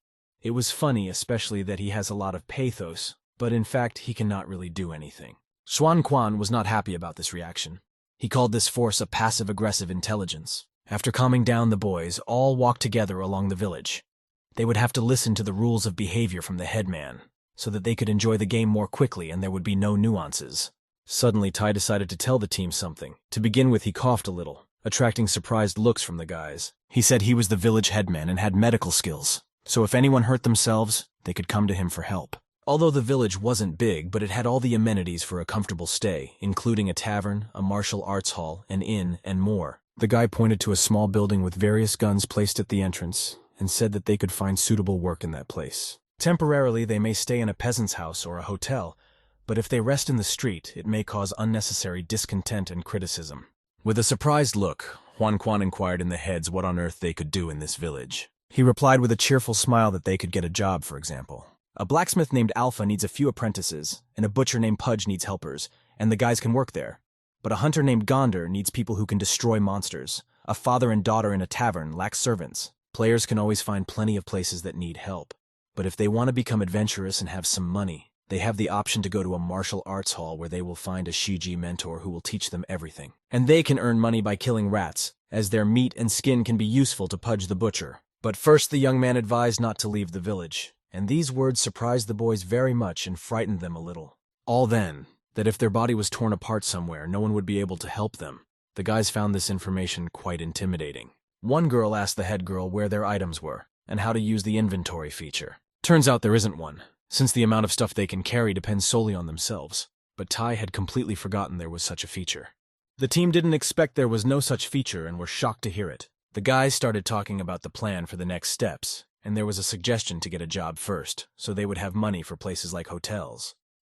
Juan Quan expressed his dissatisfaction and said that they were in this game to have fun, and they needed to work. The girl, despite her displeasure, smiled and told Tai that they had a few questions. The young man asked them to come up one at a time. At that very second, he was approached by a crowd of players, who all simultaneously began asking questions, some of which were obvious. Tai was already starting to get angry at them, not understanding why these players were so stupid, but holding back his emotions asked them to speak slower. The Vanguard Shield approached Qing Ning and asked to be taken to the butcher since he was going to work for him. After a few minutes, they came to the right place and the girl looked inside and called out to Pudge the butcher. As soon as the guy heard the girl's voice, he immediately started asking where she was, since her father had been on the lookout for a while. The Vanguard Shield approached the guy and asked him to teach him how to cut meat, and he happily agreed. Suddenly, Qing Ning heard a familiar voice to the side. It was her father who had been terribly worried about her all this time. He ran up to the girl and threw himself into her arms, asking if she was okay. The girl hugged her father tightly in return. Tears came to her eyes as she didn't expect her father to be so worried about her. When asked, she said that she just couldn't go back. While Tai was minding his own business, suddenly he heard a familiar voice calling his name with aggression. Turning back, he immediately panicked as he saw Qing Ning's evil father there, who was still scheduled to speak to the players. Without showing his fear, he smiled slightly and asked the man if there was anything he wanted to discuss with him, and in his head he already knew he was screwed. A man approached him with a large knife in his hands. He asked the guy if he even knew what he had done. Tai immediately started trying to calm him down by asking him to wait a minute while he dealt with the players' problems and then come to him. The young man turned to the players and said in a worried voice that this gentleman wanted to discuss important matters with him, so it was time to call it a day. He clacked his fingers, signifying the players' forced disconnection from the game. The guys immediately began to disappear, as if they had vanished into thin air. After Tai was alone with the man, he turned around to continue the conversation. When he said he had to deal with him now, there was a note of confidence in his voice, as if he was no longer afraid of him. But the next moment he fell to his knees and began begging for his forgiveness. In this position, Tai began to crawl toward the man, who stood in a stupor and didn't know what to say. He looked at the guy like he was weird, and didn't understand what was going on. When Tai crawled to Leju, he took his hand with words that he knew what he did was horrible and selfish. His look was guilty, and his voice trembled slightly. The young man tried to defend himself by saying that even though he had lent his daughter, but it was for the development of the village, and because of that he had brought in a lot of labor and asked for the knife to be put away. Leju said that this time he could forget about this conflict since Qing Ning was fine. Tai made a serious face and put his hand on his heart, and promised that next time he would be sure to think it through carefully and not bother him. The man turned his back to him with the words that he was glad to hear those words and would believe them this time. Then he went about his business. Tai stared silently back at him with great relief that he had convinced him of his words after all. After that he started yawning, which meant that it was time for him to go get some rest, as it had been a long day. He went back to his room and opened the outer door. Using magical power, without touching the nightlight, he pulled its on-off switch. As soon as he took off his outer clothing, he immediately fell onto the bed, ignoring the mess in the room. The young man tightly hugged his favorite pillow that had a picture of the girl he called Xiao Ai on it and lightly told her how his hard day was. But suddenly he felt a strange feeling. He had sort of promised to do something to someone, but he couldn't remember the exact situation. The guy decided not to dwell on it, deciding that it wasn't that important. He decided to relax and opened a magazine of Earth comics. At this time, a company meeting was taking place on the ground in the 6th Western District of Silicon Valley. At it, the workers listened to a plan of action where the main goal was a game of Nesser that flooded the entire internet. One of the workers was convinced that at this stage of technology development, the emergence of a holographic virtual game was simply impossible. His colleagues supported his opinion and added that realizing such a game would require not only superpowered hardware, but also a lot of high-tech chips that are at least 30 years ahead of today's chips. Their boss did not welcome this opinion since, according to him, holographic virtualization is just a common assumption from science fiction. The guy on the team said this game looked perfect and suggested that maybe there was some way after all. Another worker began to explain that the point of VR technology is to create a reality that merely stimulates the human senses to achieve the desired effect. And holographic virtualization, as shown in the live Nesser broadcast, does not affect human senses, but directly transfers consciousness into the virtual world. The partner said that if this could be achieved, then immortality of human consciousness is already possible. But his colleague said about the usual virtual reality helmet you have to wear to immerse yourself in the Nesser, and it's already hard to explain. The workers no longer knew how to explain the existence of this game, each offering their own theories, but no way to find the ultimate explanation. One of the attendees asked the staff to contact the Nesser staff to find those 50 players. But so far nothing is known. Suddenly a voice of a guy who was one of the employees of the company was heard behind the glass door to the office.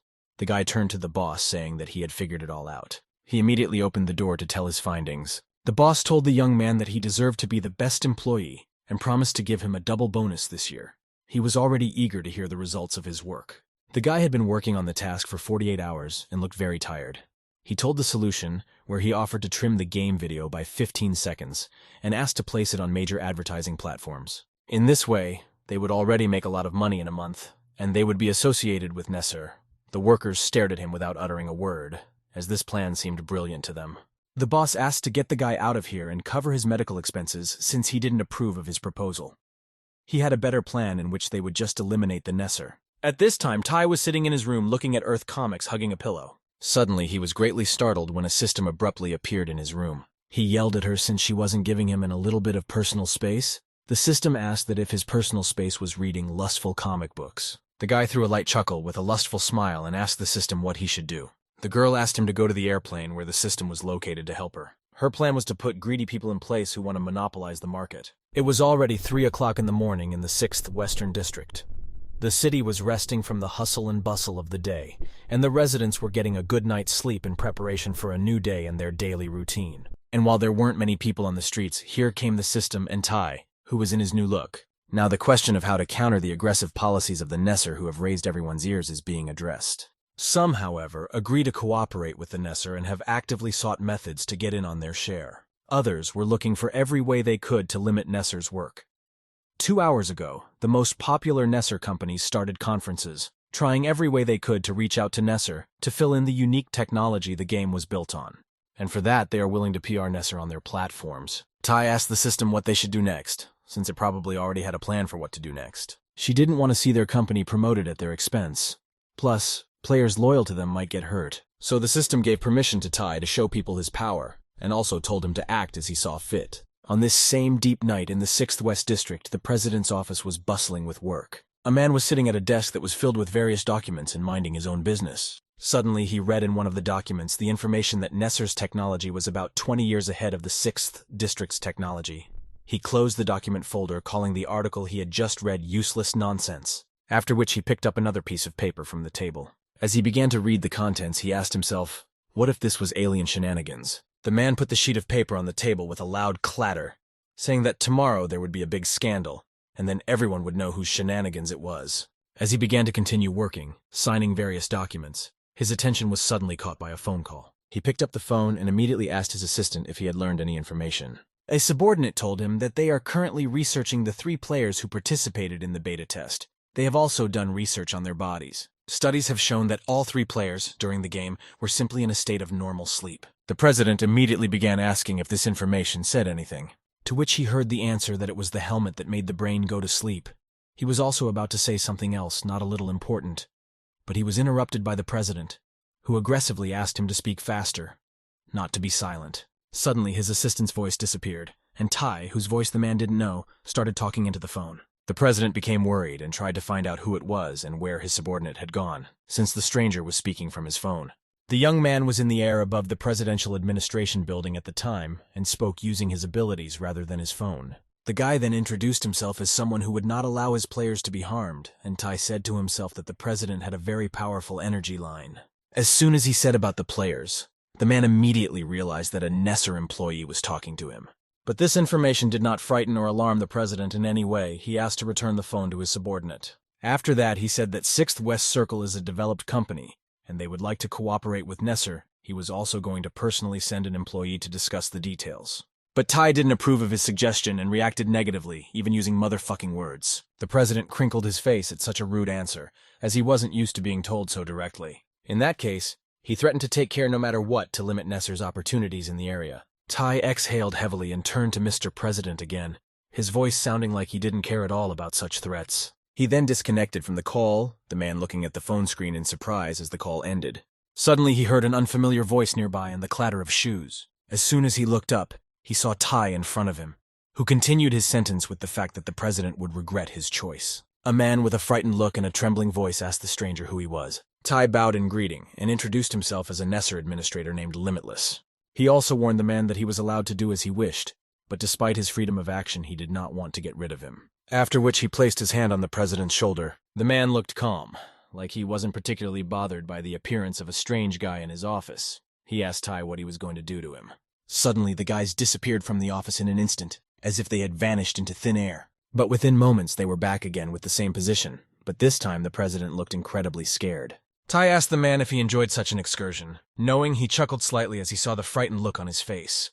After which he said he had only one condition, which was that they would not come their way again, as the game could not be allowed to be banned at the state level. The young man said he doesn't have much time, so the president should tell him now if he agrees, and if he doesn't, Tai will make additional demands and throw him into the void. The president said irritably that it's not up to him alone to decide, so he can't give a definite answer. In that case, the young man asked him for a photo and address of the others, as he was going to stop by and visit them as well. After a second pause, Tai said with a serious look that he wouldn't let anyone through since their players were in different territories. The next morning, Tai returned to Shinsho, and before he could completely get rid of his former appearance, he immediately ran to his pillow. He sprawled on the bed in a hug, saying that he wished he could lie with her like that while he told her about his hard day. Suddenly, his tenderness was interrupted by a system that had suddenly appeared in his room. The young man started yelling again that because of her, he doesn't have the privacy he so desperately needs. The system, not paying attention to his screams with a surprised look, asked how he managed to subdue those people, since they didn't even try to resist him. The young man smiled and said he was merely moving them into the void. The system asked in surprise what that was, and the guy explained that this was the area where time stops, and he could leave them there forever, and they wouldn't even be able to leave the place in any way. The system remembered that there was something about the area in its data, but was a little worried that people might freak out like that. But afterwards took back her words, as such seemingly crazy people who look normal are what they need, as they are conveniently cooperative. The young man sat on the couch cuddled up with his pillow and explained what else he had made so that if his conditions were met, they could get out of there, all of which he had created thanks to ideas from the internet. For example, if people can write 1 billion words of text, or draw 300 pages of comics, only then can they get out. Plus, if the content isn't of the same quality, you'll have to redo the whole thing. This kind of focus work keeps them from going crazy while they are there. These people are trying their best out there, and if they manage to get out of there, they become even more submissive. A bunch of presidents are already putting together meetings where they will ban all board bodies from influencing Nesser's activities in any way. The system was amazed at his plan. She asked a little with a bit of priggishness if he was really capable of such a thing. After their conversation, the system got up from the chair without further words or questions. She walked over to the window. Taking a look at what was going on outside, she pronounced that their players could now play without interruption. At this time, a team of newcomers who had just arrived in the game were lying on the ground. Huan Quan was among the others. After a couple of seconds of being in this world, the guy began to slowly realize himself. Getting to his feet a bit, he looked around to see where he was, As soon as he realized that he was in Shinsho village, he immediately rejoiced at his return to the game. He got to his feet and was about to go looking for a job. But suddenly his condition worsened. He began to see everything blurred around him and felt dizzy. The blurred vision made him struggle to stay on his feet. His body felt very heavy to him, making him unable to concentrate. To figure out what was going on, he decided to open the information menu. There he found an explanation for such a bad condition. It was because he had slept in an inappropriate position last night, mild hunger and other needs. A sadness immediately appeared on his face. These all reasons seemed very strange to him. After reading the information, Huan Quan was puzzled by the negative effects superimposed in this world, due to the fact that one had not eaten or slept. Suddenly he was distracted from his negative emotions by the sudden appearance of the Vanguard shield.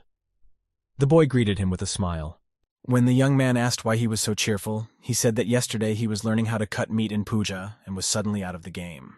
Then the butcher put him in his cozy room so he could rest. When the young man got back into the game, his body felt like new, so the guy was also treated to a meal. Huan Quan was very angry at the realization that the most important thing in this game was to eat and sleep. Shield Vanguard pointed to the tavern and said that he could go there to rest and relieve himself of the negative effects, while he went to the butcher to continue working. Huan Quan thanked him for his explanation, and the boys said goodbye to each other. Huan Wang listened to the advice of the Vanguard shield and decided to look into the tavern. He went inside. As soon as he stepped over the threshold in the form of a girl, there was a clatter of heels. When he saw those present, he immediately said hello to the staff and asked if he could rest here. The tavern owner was standing at the bar. She greeted the girl nicely and immediately told her the price, which was 300 gold pieces per night. Huan Quan thought for a while, then asked if he could borrow a vacation from them, as he was having trouble with money. The tavern owner asked in surprise that he didn't have any money. The next moment she started shouting loudly and sent the visitor away with harsh words, asking her not to waste her time if there was no money. Huan Quan was anxious about her, as she was frightening in her demeanor. Suddenly her emotions subsided and she spoke in a calm voice. Since she was a contented busybody, she decided to offer the girl to do the ruby instead. Huan Quan was immediately madly excited about such an offer. He started listing the programs he could work in, such as Excel, Photoshop, and Word. The tavern owner looked at her like she was crazy and didn't know what she was talking about. Huan Quan realized that there was no need to be so emotional, as the girl would not understand him anyway. After that, he bowed and said that he would love to become an apprentice. The hostess looked at the girl with disdain, even though she was talking some nonsense, but this sincerity bought her up. She gave the girl a settlement book with the words that if she dealt with it at once, it would be easy to work from here on. Huan Quan seemed like this job was easy enough if you just had to figure out what was what and was confident that he could handle it. But as soon as he started reading the contents in the book, his look immediately changed. He was perplexed by what he saw. The book had strange hieroglyphics rather than normal words, which made his confidence in the ease of the work immediately vanish. He asked the boss what language it was. The girl called him illiterate and said that if she wanted to work for her, she had to be able to read. And judging by her reaction, she couldn't read either. Huan Quan thought of a better way and wrote everything in numbers to make it clearer and easier.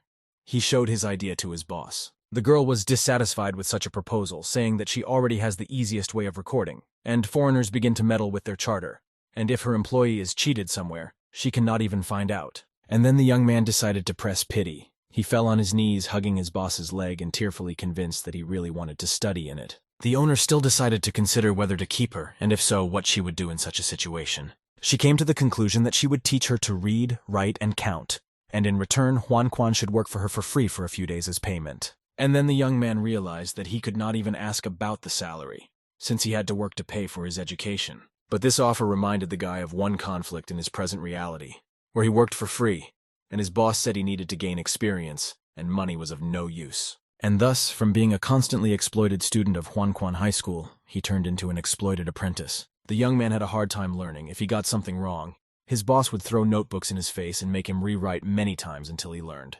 Finally, after so much agony, he managed to learn a new skill, namely knowledge of the Palea language, which gave him 1 point to progress.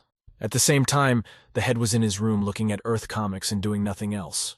Suddenly, his peace and quiet was interrupted by the loud voice of a player who abruptly burst into his room. Tai was startled and almost fell off the bed in his haste to clean something up.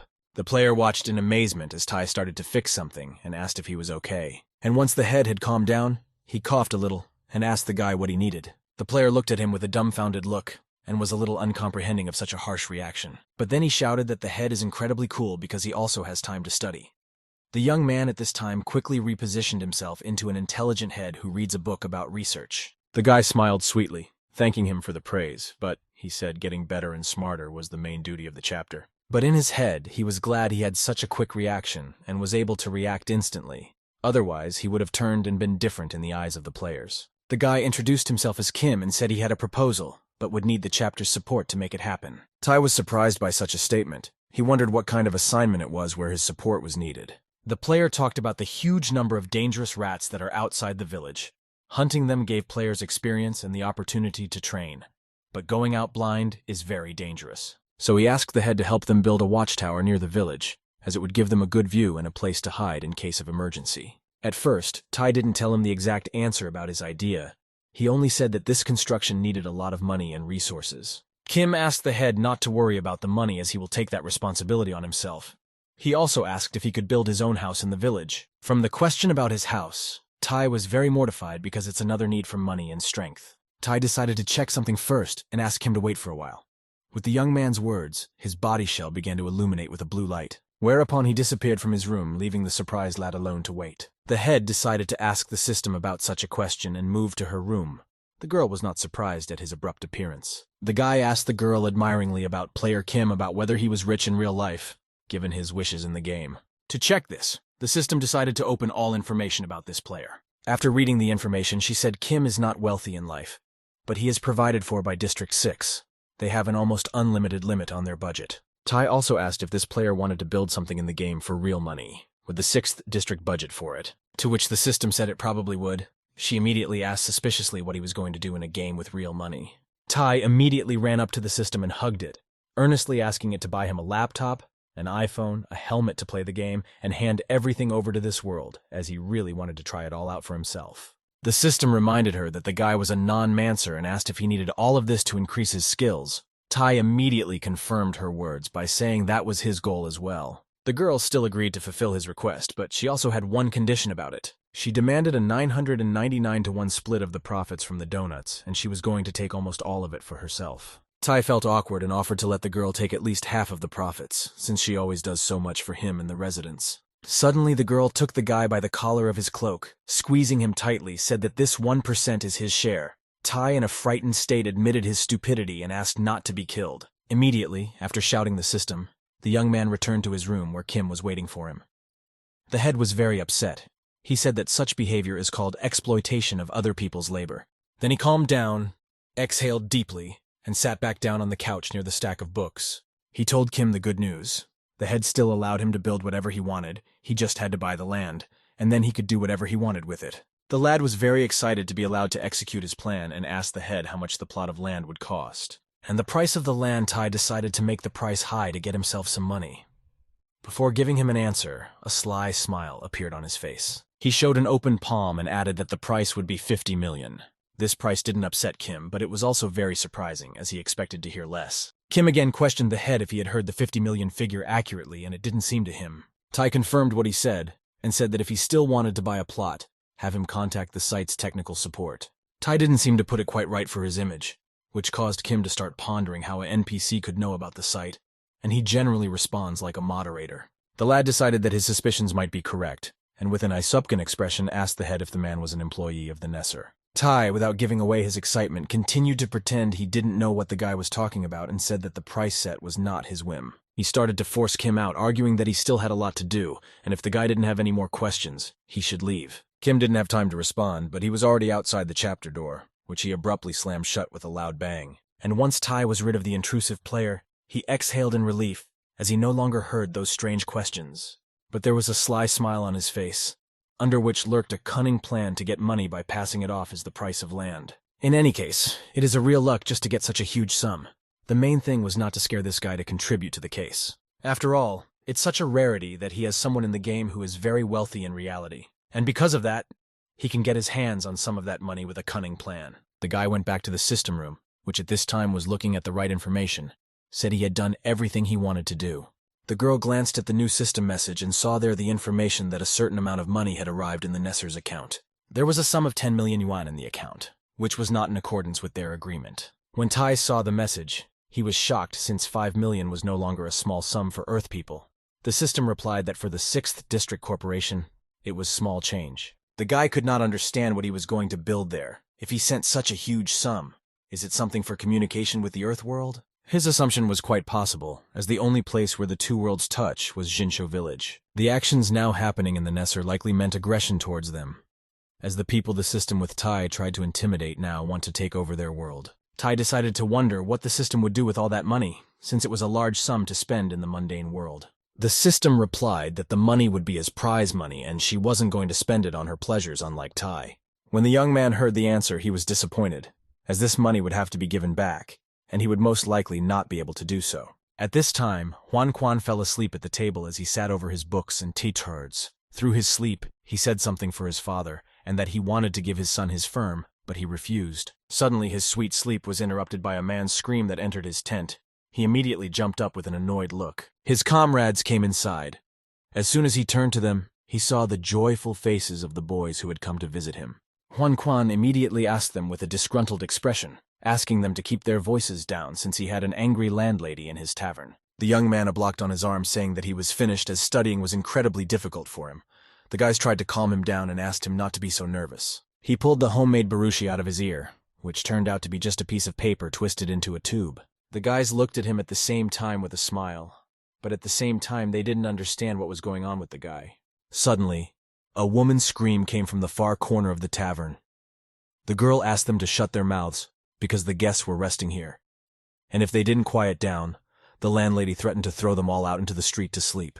One of the players hesitantly apologized. The others immediately grabbed their ears, which started to hurt due to the loud shouting. Huan Quan said that they were warned to be quiet. Closing the book over which he had fallen asleep, he also added that the landlady did not like the clamor in her tavern. He asked the boys why they had come, as he was busy with his studies and all the time he was only sitting over books.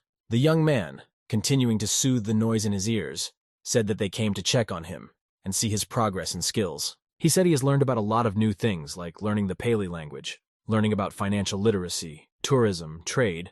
It's all arranged by levels, and so far he's at about number 1 in all areas. Reading the information on his skills, the Vanguard shield didn't understand how it had anything to do with the warcraft that was listed in the appointment. Another comrade asked what this language called Pali was, a little oasmically asking if maybe she was going to be a Palian. The guys started laughing that she was going to adapt to the local traditions and learn their language, saying that it must be a complete immersion in the game. Huan Quan was angry at their jokes and didn't understand what was so funny. He decided to ignore them, turned away resentfully, saying that they would have to teach him too, and not to run around asking how and what to read later. The comrades immediately stopped laughing. One of them apologized and said that they had actually come to crawl him to hunt. Huan Quan was immediately interested in this idea since it was getting good experience, and plus, he hadn't done anything but study for a long time. Also, hunting monsters raises your skill level much faster and more efficiently than sitting here and worrying about whether you'll learn it or not. He didn't like the suggestion, though, since he didn't have any attacking skills, unlike the others. Those skills are mandatory for hunting. The girl from the team said that they didn't mean that, but wanted her to look at an interesting thing. With those words, she pulled out a hunting weapon. But Huan Quan turned away from them with the words that he absolutely didn't care what they brought there. Suddenly, he stopped hearing the guys talking and decided to take just one look to see what was going on.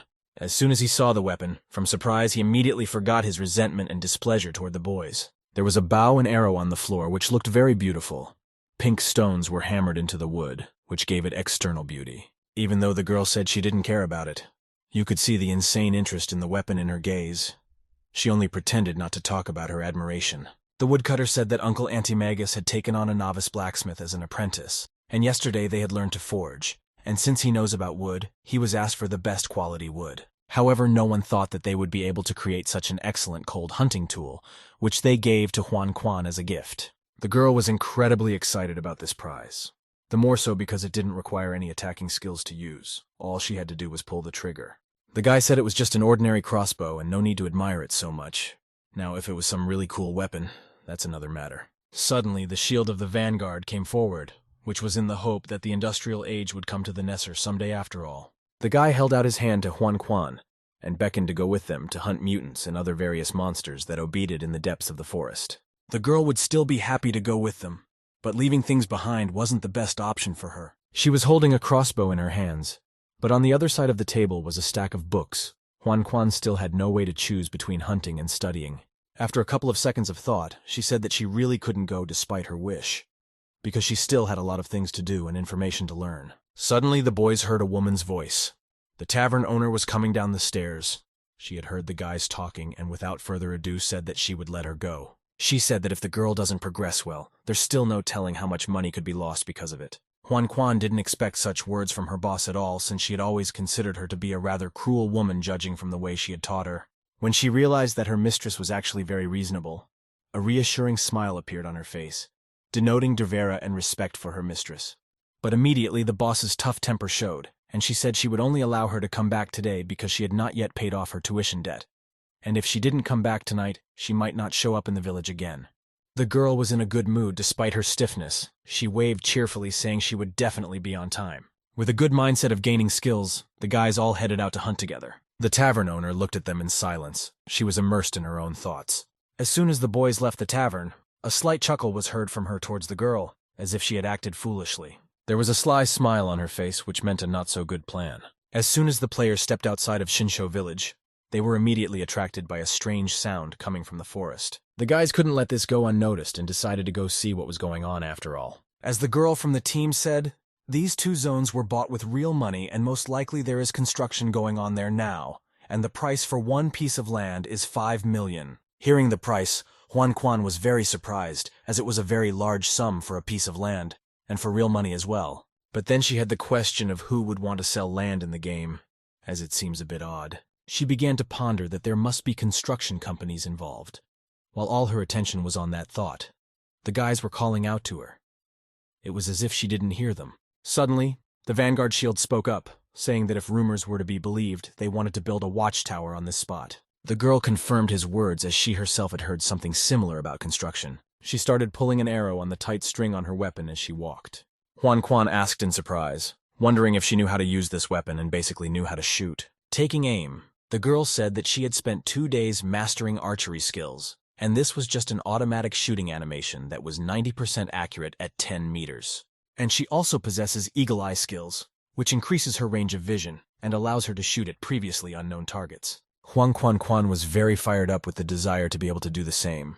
She practically admired this martial girl. Vanguard Shield put his strong hand on the girl's shoulder and warned her that friendly fire was on, so she would need to be careful not to hit them. The girl prepared herself for a straight arrow to hit the target, and she started by taking a deep breath to calm herself and focus her attention, after which she placed a taut arrow on the bow at chest level. Taking aim, she immediately released the taut string, and the arrow instantly flew forward. At the end of the arrow, reflected off the sun, its sharp blade flew straight into the target. A couple of seconds later, the sharp end was stuck into the lower abdomen of the huge rat, which immediately started squealing in pain. The guys appreciated her accurate shot. The girl, as an experienced shooter, did not miss the first time. The rat lay on the floor in its own blood while monsters like her stood around it. Because of the animal's death, the other rats became even more aggressive and seemed ready to take revenge for it. This reaction from the rats was due to the fact that this game has a mechanic where the afflicted can call for help, but the mutants have no patrolled territory. The team immediately became all in a pile, putting their weapons forward. They were ready to fight the dangerous mutants. The fact that the rats, after the death of a colleague, begin to aggress was the main cowef of the whole process, because for the sake of gaining experience and emotions, players and go to such things. In the meantime, he began live streaming in Ty's room, and while the audience was only half joined, he stepped away from the camera briefly. After a couple seconds, the young man walked over to the phone and picked it up, causing the camera to shake a bit and show blurry. When he looked at the number of people present, the young man put the phone away again and stepped away from it. As he went, he shouted for the audience to text if he could be heard well. And so he finally returned to the airwaves. The guy said hello to all the viewers. The gist of his stream was that he was going to do an unboxing of his new PlayStation and VR helmet. While he was pulling out his upgrades, a system appeared behind him and silently watched the guy. The onlookers started saying lustful compliments in her direction. When Ty started to read the comments, he didn't immediately realize which servant girl behind him he was talking about, as the system appeared almost silently, and the guy didn't notice it. The young man turned back and saw the system there. Her next appearance was as always ill-timed, much to the guy's annoyance. He immediately turned off the live broadcast, after which he asked the girl why it was that she didn't even say hello, as she again really scared the guy. The girl said there's a new backdrop for him, after which he can rest and continue doing his unpacking. She handed Ty a book that had something to do with his new assignment. The young man asked what he needed it for. When he looked at the title of the book, he immediately remembered information about it. The book was called the Shinsho Village Cross List, and it was intended for a group of players. But at the moment the players' levels are too low for such tasks, so it's better for them to train on rats for now. But according to the system, Tai didn't understand the meaning of the quests, so he said that people need work for a normal existence. The young man was not very unhappy with such a venture as to encourage the guys to play more.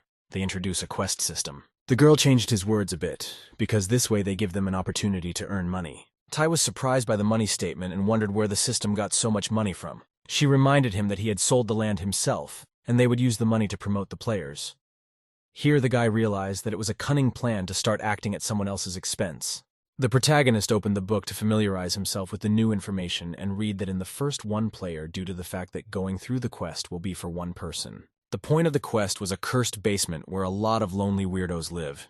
Every day they just read Manhwa and watched streams. And in their old age they deliberately come to the basement to die in peace. They just did nothing and waited for their last days. After death, their lonely and unsupported minds begin to summon mysterious Eastern forces that turn them into horrible ghouls. When Tai reached this point, the book fell out of his hands onto the floor, as if the story had stirred up violent emotions in him. He began to digest what he had just read, but it seemed to be giving him great difficulty. The guy asked the system what this passive aggression in his direction was. The young man was very pissed off by this story, but the girl replied that there was nothing passive, she was just talking about him. While they were figuring out who was right, at an earthly educational institution, in a girl's dorm, a girl was trying to wake up her roommate. To make her attempts more effective, she started tugging her neighbor named Ji-Wei to wake up faster since today was not an easy day for them. Ju barely opened her eyes and with a sleepy voice slowly said that today's Nesser event was to build a watchtower.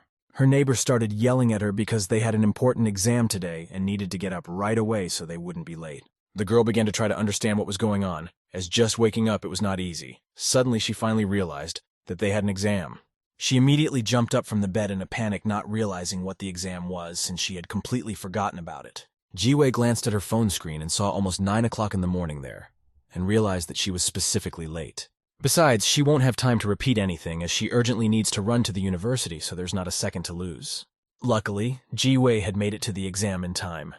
She was already sitting in the office waiting for the exam to start, while the teacher was telling her the rules and how to behave. When she had finished, she asked the whole class if they understood.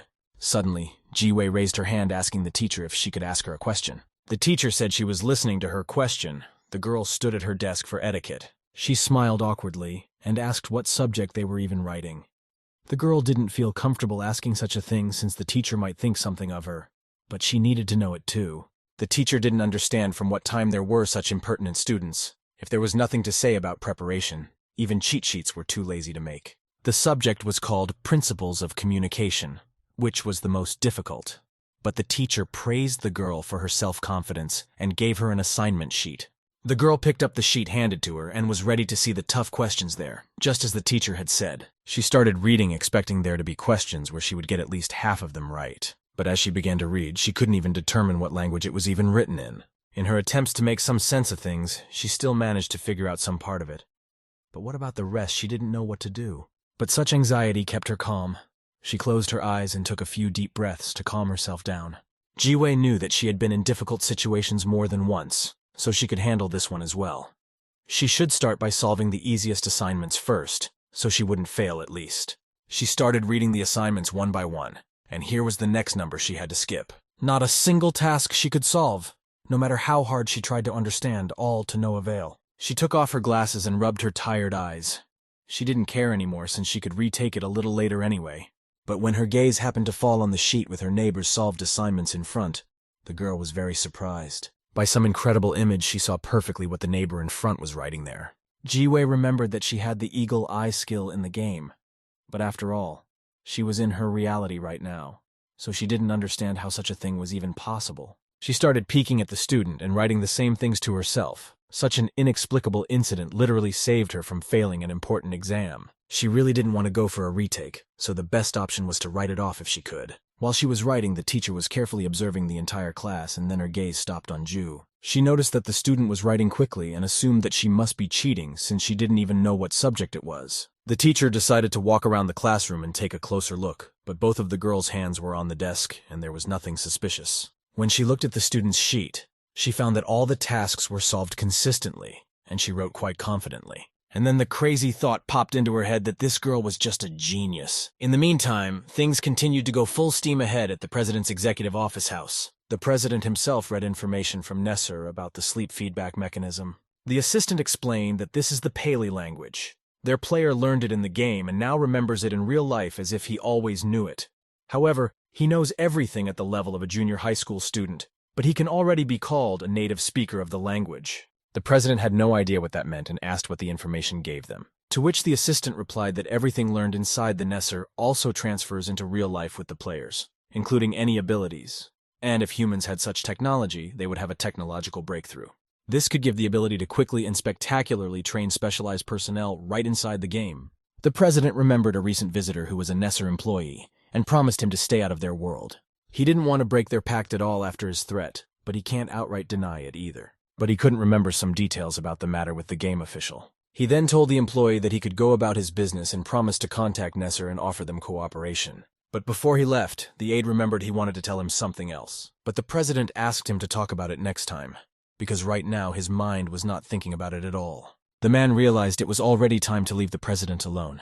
He bowed to him to leave and said goodbye. Whereupon there was a muffled clatter of shoes in the study, followed by the clatter of the closing door. The president looked toward the door his aide had just exited from, leaving behind a loud bang.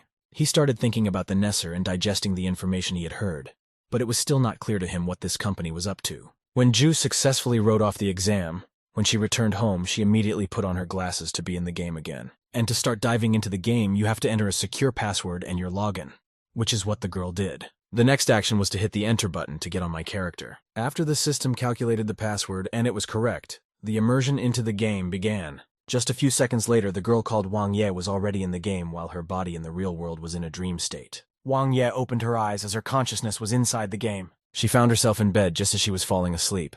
With a good stretch, she finally went in. She wondered where everyone else was, since it was quiet all around. She walked to the door to go outside. When she opened the door, she was immediately blinded by the bright sunlight, which made it impossible for her to see what was happening outside. When she was comfortable looking again, she saw a picture that really precised the girl. There were literally all the players standing outside her room, waiting all the time for her to log in. Wang Ye approached them, saying that she had just returned from her exam. The players were waiting for her because they were all going to build the watchtower together. The girl remembered the skill from the game was also in her reality, so she decided to ask the Vanguard Shield if he noticed anything strange while he was offline. The guy said he was doing the same as always and with a worried look asked, "What was wrong?" Wang Ye smiled, saying that everything was fine, but she was still not at peace with this thought. Was it really only her? When all the players were finally gathered, you could start building the tower. Kim began to say that it would allow them to have an additional strategic point in the battle against the rats and other mutants. The tower would give them a place to take cover in case of an emergency, and they could also view the area from it. He also added that it would be nice if this build rallies them even tighter and makes quests easier to complete. After his speech, all the residents shouted the word hurrah 3 times, thus supporting him in this endeavor. Suddenly, the voice of the head was heard, saying after his observations that everyone was so friendly on this day. Kim turned to him and said that everyone was already ready to build the tower. Tai paused for a few seconds with a smile on his face. Then he said that since everyone is all set and ready, we can start construction right away. The head wished them good luck with the construction with a sweet smile and was about to leave. He did so, and after his words, the head disappeared from his seat, moving somewhere else. The boys stood in bewilderment, wondering if he had come just to say that. Players now have a new task, to build an object called a watchtower to defend themselves with it. Kim immediately notified everyone that the task had been updated, and it was time to get out of the safe zone. The guys came out of Shinsho village. Walking a bit through the clearing, they came to where the limits of the safe zone ended. The boys confidently crossed the line beyond which they should always be careful and careful. Tai was pondering at this time about agreeing to go with everyone else, but one thought kept him from doing so. Remembering all the past moments with fear, he didn't feel like confronting them at all. As he sat on the ground, hugging his legs to himself, the Vanguard Shield quietly came up behind him and was surprised that the head didn't look the same as always. The guy felt sorry for him, as Tai looked worried, but never showed it in front of others. The players had already all gone outside the village and approached the place where they were chopping wood. Kim lifted his sleeve and put his arm out, showing his muscles, and was ready to go with great inspiration, as here the Vanguard Shield said he had a suggestion for their safety. He suggested splitting into 2 groups, one in charge of building and the other patrolling the area. Wang Ye said that it would greatly affect their speed. Besides, the village is quite close, and in case of anything, one could quickly return. But Kim supported the idea of the shield because the lives of the guys were more precious, and besides, they had already left the safe zone, and if they were attacked, not only they would suffer, but the tower could be destroyed. The guy on the team was also in favor of the idea, saying they would build, and the other half would cover them. The young man in his head was insanely grateful to the shield for such an offer, as now one could not be scared of everything. The Vanguard shield reiterated that meant everyone agreed, since most agreed with him. All the guys started doing their jobs, some carrying wood for the construction site, and the rest of us were scrutinizing the area and keeping alert in case of an attack. While they were working diligently, the sun had time to hide behind the horizon and a scarlet sunset formed in the sky. Everyone continued to build and observe, and they had not had a single incident all day. Huan Quan said that she didn't observe any danger here, and clarified whether or not someone was definitely supposed to attack them. Kim said not to stop, as he thought the enemies were probably gathering together now to attack as a group and interfere with the construction site. When he reminded about how difficult they had been the first time, the girl felt a little embarrassed about her words. Tai, watching the guys, was pleasantly surprised that they were so enthusiastic about the job and were doing their best. He calmly drank his drink, called Earth Kefir, from a tube, watching the construction site. As soon as he tasted it, he felt a very pleasant flavor, and he decided to look to see who the manufacturer was. But as soon as he read the information, his expression immediately changed to a sad one. Already followed by a sly smile on his face, the guy suddenly had an interesting plan. The players had been continuing construction for a long time. It was 3 in the morning and the sun was gradually coming out from behind the horizon. The guys are already very tired as they haven't slept for almost 24 hours, and some of them still have to go to school. The tower was almost built, only some details were left, but in all this time, none of the monsters had ever appeared. To their displeasure, Kim said that in the game, it's usually near the very end that the meanies come in, so you can't let your guard down just in case. Tai assessed their work positively and decided to take a closer look at the tower. Finally, the boys finished the tower and stood all together to look at the structure from the outside. Kim was delighted. He praised all for a job well done and said they no longer had to worry about getting hurt, as there was now somewhere to hide. Suddenly, he felt someone put a hand on his shoulder with the words that the work was very good. It turned out to be the head. The guy hadn't expected to see him since Tai had left, leaving them to work on their own. Despite the fact that they had been building for almost 24 hours, Tai was still glad that they had been able to get by fast enough. Just as Tai was about to say something else, suddenly Kim grabbed his hand with his own too. He started yelling at the head for his appearance, indicating that there were probably monsters coming here soon to destroy the tower. Kim continued to convince everyone that the head was here to see how they would fight using the tower. Tai was a bit rattled by his words, but trying to remain calm and not show anxiety, he pretended he didn't know what he was talking about. The young man explained that he meant monsters, rats, winged tigers, flycatchers, and other various creatures. In his opinion, it was obvious that they were sure to come soon. The head continued to stand on the fact that he didn't understand why Kim would think that. He asked the guy with a slight sneer as to how it even occurred to him. The young man said that it couldn't be otherwise, and besides, the task description said that there were many dangers. But a sudden thought crossed his mind that made him move closer to Tai and ask without anyone hearing. Kim quietly asked the head, wondering if no one was supposed to show up after all, and he was just winding himself up with thoughts. The head, smiling slightly, confirmed his thought by saying that no monsters were going to come and break their tower. After saying that, Kim became very angry because all this time he thought that they were about to start fighting monsters. Tai told the guy that he has heightened anxiety because of the movies he's apparently rewatched, since they don't adjust for genres in Nesser. He also added that even though he was talking about danger, it doesn't mean they're necessarily going to be attacked. All the players present threw an aggressive look at Kim because they had been building all this time without rest and were very tired, and they could have done everything much sooner if they hadn't split into groups. As soon as the young man saw the anger-flaming glances in his direction, he immediately made an innocent face, saying that he would explain everything now. But the girls who really wanted to give Kim what he deserved didn't stop such pathetic attempts to justify themselves. The boy's look was incredibly frightened due to the fact that he didn't know what to expect from them. When he tried to save himself from retaliation again, a loud scream sounded immediately after his few words. It was already late morning outside, the warm sunlight pleasantly enveloping her body. Kim lay on the ground exhausted, row upon row of girls who still managed to answer for wasting so much time. Huan Quan looked at the powerless guy with a smile on her face, and said that it was much easier to look at him like that.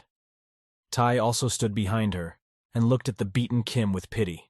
After everyone had calmed down, the leader coughed slightly and followed by saying that he had a very important announcement to make. As it turns out, there is a mysterious movement in Shinsho village tonight. Since the guys heard the word for the first time, they didn't understand what it meant or what there was to do. Huan Quan suspiciously asked the head if this evening had anything to do with donuts. The young man laughed a little and said that he just wanted to tell them the whole truth about the village, and donations were out of the question. As soon as the boys heard the words about some truth about the village, they were immediately surprised as they had never even thought about it.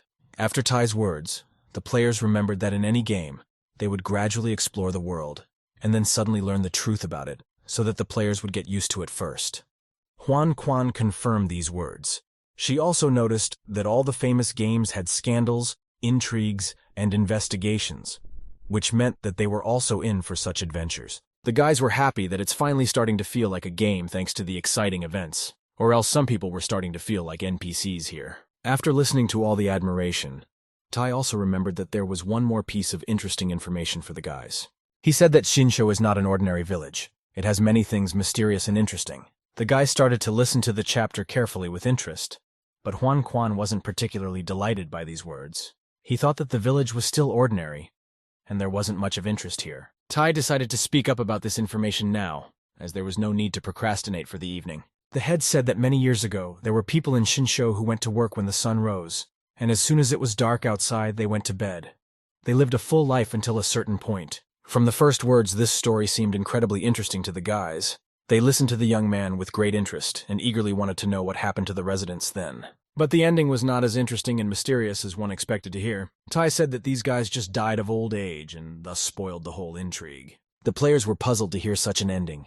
Hong Quan told the head that his one story was better than the other, and only built up intrigue for nothing, after which he asked not to be interrupted as he had not yet told the whole story. The sequel was that all the wealth of these men was buried in the grave with them, so that everything earned during their lifetime would always be with them. While their bodies were in the grave, everyone had already forgotten about them, as a lot of time had passed. But one day, the inexplicable happened. No one would have thought that all those people who had been with the gold for all that time would turn into scary-looking ghouls in an instant. After this ending, the boys once again looked at the head in bewilderment, as they had no idea who the ghouls were. Tai also added that the appearance of these ghouls was causing a lot of problems in the village. He relied on the boys to somehow go to the tomb and destroy the said guests. The guy decided to incentivize players with the fact that all the riches are in the graves of the ghouls, hinting that if they are destroyed, they can take the wealth. The team stood in contemplation at the account of his words about the riches that might sooner become their property. They realized that there was gold and silver out there, and if it became theirs, they wouldn't have to constantly think about how and where to make money. Still, Tai's plan worked, and the boys immediately asked the head to take them to the tomb and promised not to let him down. They were incredibly motivated to fight by the information about the riches. The head was very much sympathetic to their great desire to go there. He said that he would still hope that they could get to the reward chest. But to himself he said that if they failed to get to the chest, they would simply be destroyed. But that didn't set him in any way. It was as if the head was using their power for his own gain. The guys went to Shinshu Cemetery as they wanted. They were in a dark and uncomfortable place. Such an atmosphere was slightly frightening. And so the team finally reached the place they needed. Right in front of them, they saw a cemetery with old graves. The vanguard shield went first. He went to the nearest grave to lift the slab and see what was underneath. The slab was very heavy, but the guy was strong enough and he still managed to lift it. Throwing it aside, a loud rumble immediately rang out all around. The guys looked under the slab and found there were steps down that indicated there was a basement there. The players were surprised when they discovered such a find, as it was already the beginning of an interesting story with danger and intrigue. Suddenly, a job description popped up saying that since there are a lot of guys in the village who don't have relationships and all they do is watch anime and read manhwa, and go to the basement to wait for death in their old age. The guys were perplexed by this description, calling this quest ridiculous, and that they must be trying to make drama out of nothing. Huan Quan was a bit scared since everything in the alert was very similar to her life in the real world. One guy on the team decided to go to the basement first as he thought there was nothing he couldn't handle. The boys wished him luck and looked the young man in the wake as he himself went into the dark basement, where it was unknown what could be expected. 5 minutes passed. The guy was still inside, though the guys were worried about him. They tried to reassure themselves that it had only been 5 minutes. But suddenly, an alert popped up to them, with information for their comrade having failed the mission and been killed. An older man from their team stepped forward. He was racked with aggression, as he thought the guys were just weak and decided to go next and show them how to wrestle. No one spoke a word to him. The man walked silently into the dark basement with a large axe over his shoulders that served as his weapon. But within a minute, black smoke billowed from the basement. The team watched in silence, waiting for the next events. Suddenly, a man flew out of there with loud screams, as if someone or something had thrown him out. The player fell in front of the others, hitting his head hard on the ground. The guys immediately ran up to him with frightened faces. Vanguard Shield began to question his comrade about what happened there. Is there some incredibly strong boss inside that no one can defeat him? It was hard for the man to speak because of the hard blow, which caused a bump on his head. He said in a tired voice that there was no boss, but the first enemy had punished him. The guys were very surprised to hear such words, because they thought that the players could not cope with the most important opponent, and it turned out to be far away from him. Huan Quan wondered if this quest was so difficult that the guys would fail in the first few minutes. The man replied that it's not a matter of difficulty at all. In fact, it's so dark there that you can't see the ghouls and you don't know which side they're going to attack from. Vanguard Shield started to get very angry because no one could overpower these mutants. Afterward, having gotten his courage up, the guy decided that he would go there next and try to pass on. Just as he was about to go, the boy felt the touch of someone's hand on his shoulder.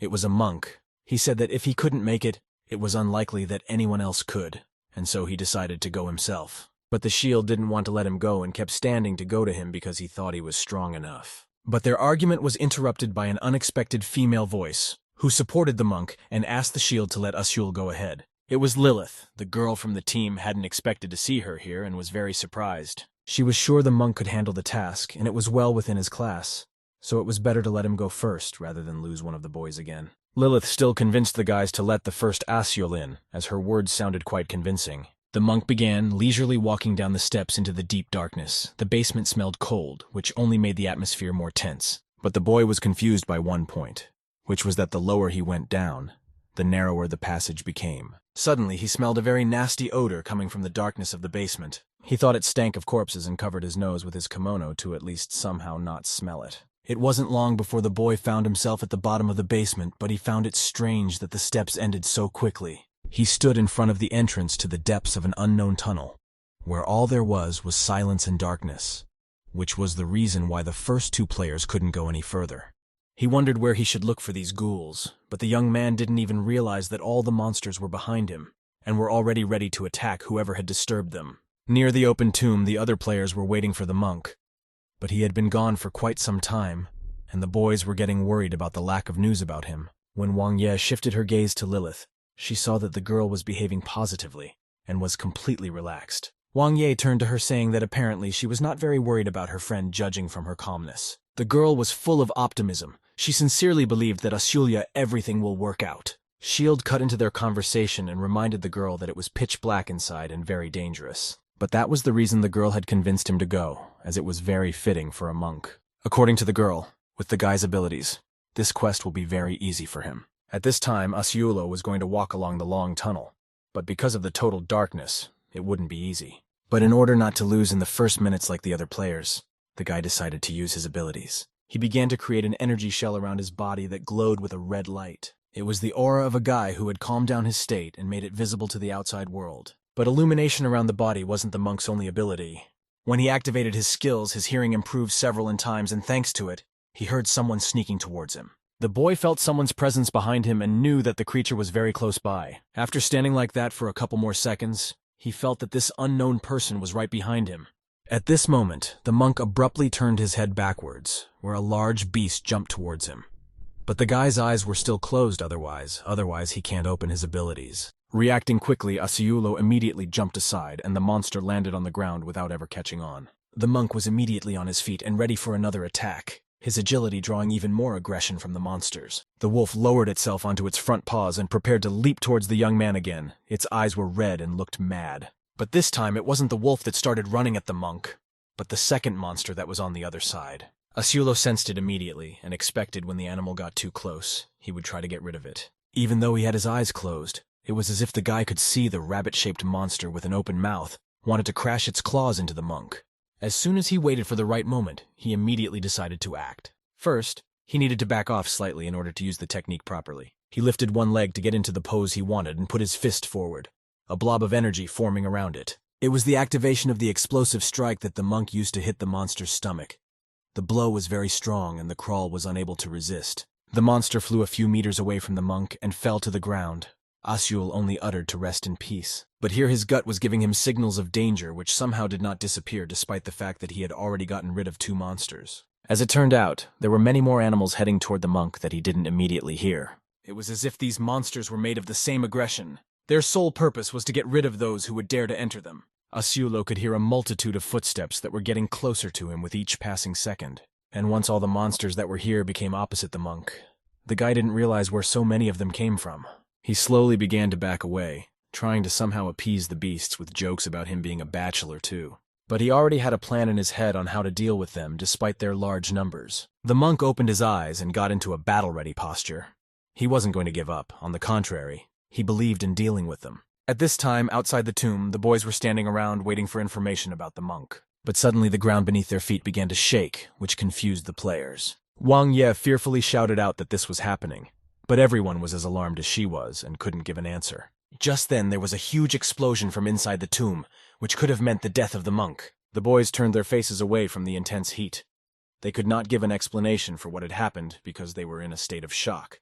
When the fire subsided, they saw a monk heading towards them, a slight smile on his face, and he was carrying some kind of sack. Asiulo successfully completed the quest and picked up the prize, and there was also information in a pop-up window that a repeat of the quest would be available in 48 hours. The guys with anxious faces immediately started asking about the monk's condition. The guy exhaled with relief and said he was fine and unhurt. Huan Quan asked about what was in the tomb, if there were many mobs and how strong they were.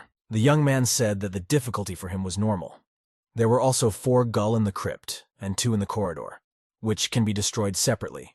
And in the last room, the mobs already attack simultaneously as a group, which is the most difficult. He warned the guys that the corridors were very narrow, making it difficult to dodge attacks, but those with armor would have an easier time. After completing the quest, he was given a treasure chest with a sack inside. Huan Quan was most interested in what treasures were in there, and she immediately looked inside the bag. But there was no promised gold and silver. Such a strange prize made the girl a little confused. She asked in surprise what was inside, to which the monk told her to see for herself. When the boys looked in there, they were a little perplexed as there was some yogurt at the bottom of the bag. It was a drink called Bachelor's Kefir Yogurt. After drinking it, the ability to study for 30 minutes was increased, and the bachelors kept this yogurt kefir for many years and always carried it with them. The guys looked at it and didn't understand what kind of nutcase made up this weird thing. At the bottom, along with a package of kefir, there was also some paper. Vanguard's shield lifted her up to take a look at what she was for. As it turned out, they were 100 credit tickets of the 6th West Zone. The exchange rate of one ticket was 1 yuan. Thanks to these tickets, can get a large amount of money from the company bank of Nesser. The money was dead bachelors, which can be exchanged for real ones. When the players found out what it was, they didn't even know what to say out of surprise. While the guys were going through the quest and sacrificing their lives, Tai was in his room at the time, reading Earth comics in his arms with his favorite pillow as always. Next to him lay the sphere that the system had given him. At one moment, a bright light began to emanate from it, and the head decided to check the new alerts. As soon as he opened the notifications, he read the first lines about making real money in Nesser. A sly smile immediately appeared on the guy's face, which probably meant another of his plans to make money. He said the idea of sending players into the tomb was a good one, but there was an even harder challenge waiting for them next. It was a dark, quiet, cloudless night. The golden moon shone in the sky and the stars were lit. The whole Shinsho village was asleep, windows closed and dark. And only one house had a light burning. It was the house of the village elder, Tai. There was no one in the room but him. A faint night light was on. The computer was on. A tear was dripping on the floor and flying in different directions. Suddenly, there was a sharp sound in the silence. It was the sound of a fist hitting the desk. It was Tai, angry, hitting the computer desk so hard that objects flew off it. The elder sat alone. He was pondering. There were many thoughts in his head, but he couldn't concentrate. He kept wondering why. He was having fun playing a computer game. On the screen, the hero was kissing the heroine. Tai asked why he was so skillful at it. And how many times has he kissed her today and done it all? The head wiped away his tears with his elbow. He was very moved by the story of this game. He was very moved by the story of the game. And then he had a strange sensation. It was like someone was looking behind him with big eyes. The eyes were lilac-colored, or maybe purple. Tai could clearly feel that someone was looking at him. He thought about it and almost exclaimed to himself, "Is this really happening to him again? Was she doing it again?" He thought he heard the sound of purple hair. It was moving around his room, spreading a light scent. Some kind of light appeared on top of it. Of course it was the system. She appeared, as always unexpectedly, as always with her purple hair developing, with an impenetrable gaze. She asked Tai what about that case. She stepped closer to him, looked into his eyes and asked if he had done what she asked. The head of the elders covered his eyes and smiled. He thought he knew she would do that. He wasn't surprised. He had gotten used to it a long time ago. The elder realized that he was about to have a difficult conversation, because he'd forgotten everything again, playing games. Tai put the joystick away. He slowly pulled himself up, thought for a moment, and looked at the system trying to soften it. Then Tai sank to his knees. He thought about how the system would scold him again and perhaps punish him. Kneeling down, he began to apologize. He told her to forgive him because the games and the manhwa had gotten him so caught up in the games that he had forgotten his duties. The system looked at him sternly. Continuing to look at him sternly, the system frowned, saying that he kneeled so professionally that it looked like he often had to apologize for his actions. She furrowed her eyebrows and waited for a response. Tai objected that playing games was too much fun. He hoped the system would forgive him. The system noticed that he was becoming more and more of a nerd. She added that she could congratulate him on that. Then she softened and looked at Tai, wondering if he even remembered what exactly she had asked him to do. The girl looked at the elder and realized that of course he had forgotten. Tai began to frantically reminisce. Thoughts swirled around in his head. The game he had been playing recently kept other thoughts from entering his head. He couldn't remember what assignment the system had given him. Tai was scared because he couldn't remember. Sistema was not lagging behind. She came up to him and started shaking him, asking him what he had to do. Tai answered he couldn't forget such an important thing. The head began to pretend that he was looking for something. He said he was about to find it. He pretended to be busy looking, saying he was putting it here. The system asked if he had lost the document describing classes and professions in Nesser, and then Tai remembered. He said that he thought there was still time and the players were still low level. So what were the classes? The system said that just yesterday, Wang Ye, Monk Ashilak, and 5 other players had reached level 9. How could Tai have forgotten about this? It suddenly dawned on Taya that the first rank of the Vanguard Shield player was up to level 10, and he had approximately 138 hours of pumping left. It had only been a couple of days. How did they go so fast? The head wondered, do players even have a life outside of the game? The system, on the other hand, was very upset, she wondered. She was about to say something to Tai. The system said that at the moment players can choose a swordsman, archer, mage, rogue, and berserker class. But there are no class descriptions or descriptions of their special abilities in the system. The mistress also said that 22 days, 10 hours, 23 minutes and 45 seconds had already passed since the beta test was launched, and that there could be no more procrastination. Tai crossed his arms over his chest and started fawning that he understood. Then he said that before he got to work, could he play games some more, look for inspiration there. The system was angry and adamant. She wondered if it had been a long time since he had been punished. Tai understood everything and immediately perked up. He said cheerfully that he was suddenly inspired by something. The system grinned and asked, "Was it really that fast?" Then she added, "What did he come up with?" That's when Tai said he had an idea, and that he was going to do the following, and he told the system. The system thought about it for a while and then replied that it was fine, and that it was very good. It was late night in Shinsho, and the stars were still shining. Tai noticed that players after level 5, when fighting rats, received 50% less experience for killing them. At the foot of the tower were stacked logs, some larger, others smaller. All the players scrutinized the new rules. With each successive level, the percentage of experience gained drops even further, they read. Shield Vanguard said that starting at level 8, experience for killing rats is not given to everyone. Shield suggested looking for new places to pump. For example, this forest, and he showed the forest on the map. It was a zone for high-level characters. Lilith said that rats are low on experience, but they are quite plentiful. But players told her that the armor sets of their characters are still entry-level and they can be seriously injured. Everyone listened intently to what she was saying, but no one knew how to proceed. And then the monk entered the conversation. He said that he had a wise idea and that everyone should listen to him very carefully. Everyone stared at Monk, waiting to see what he would say.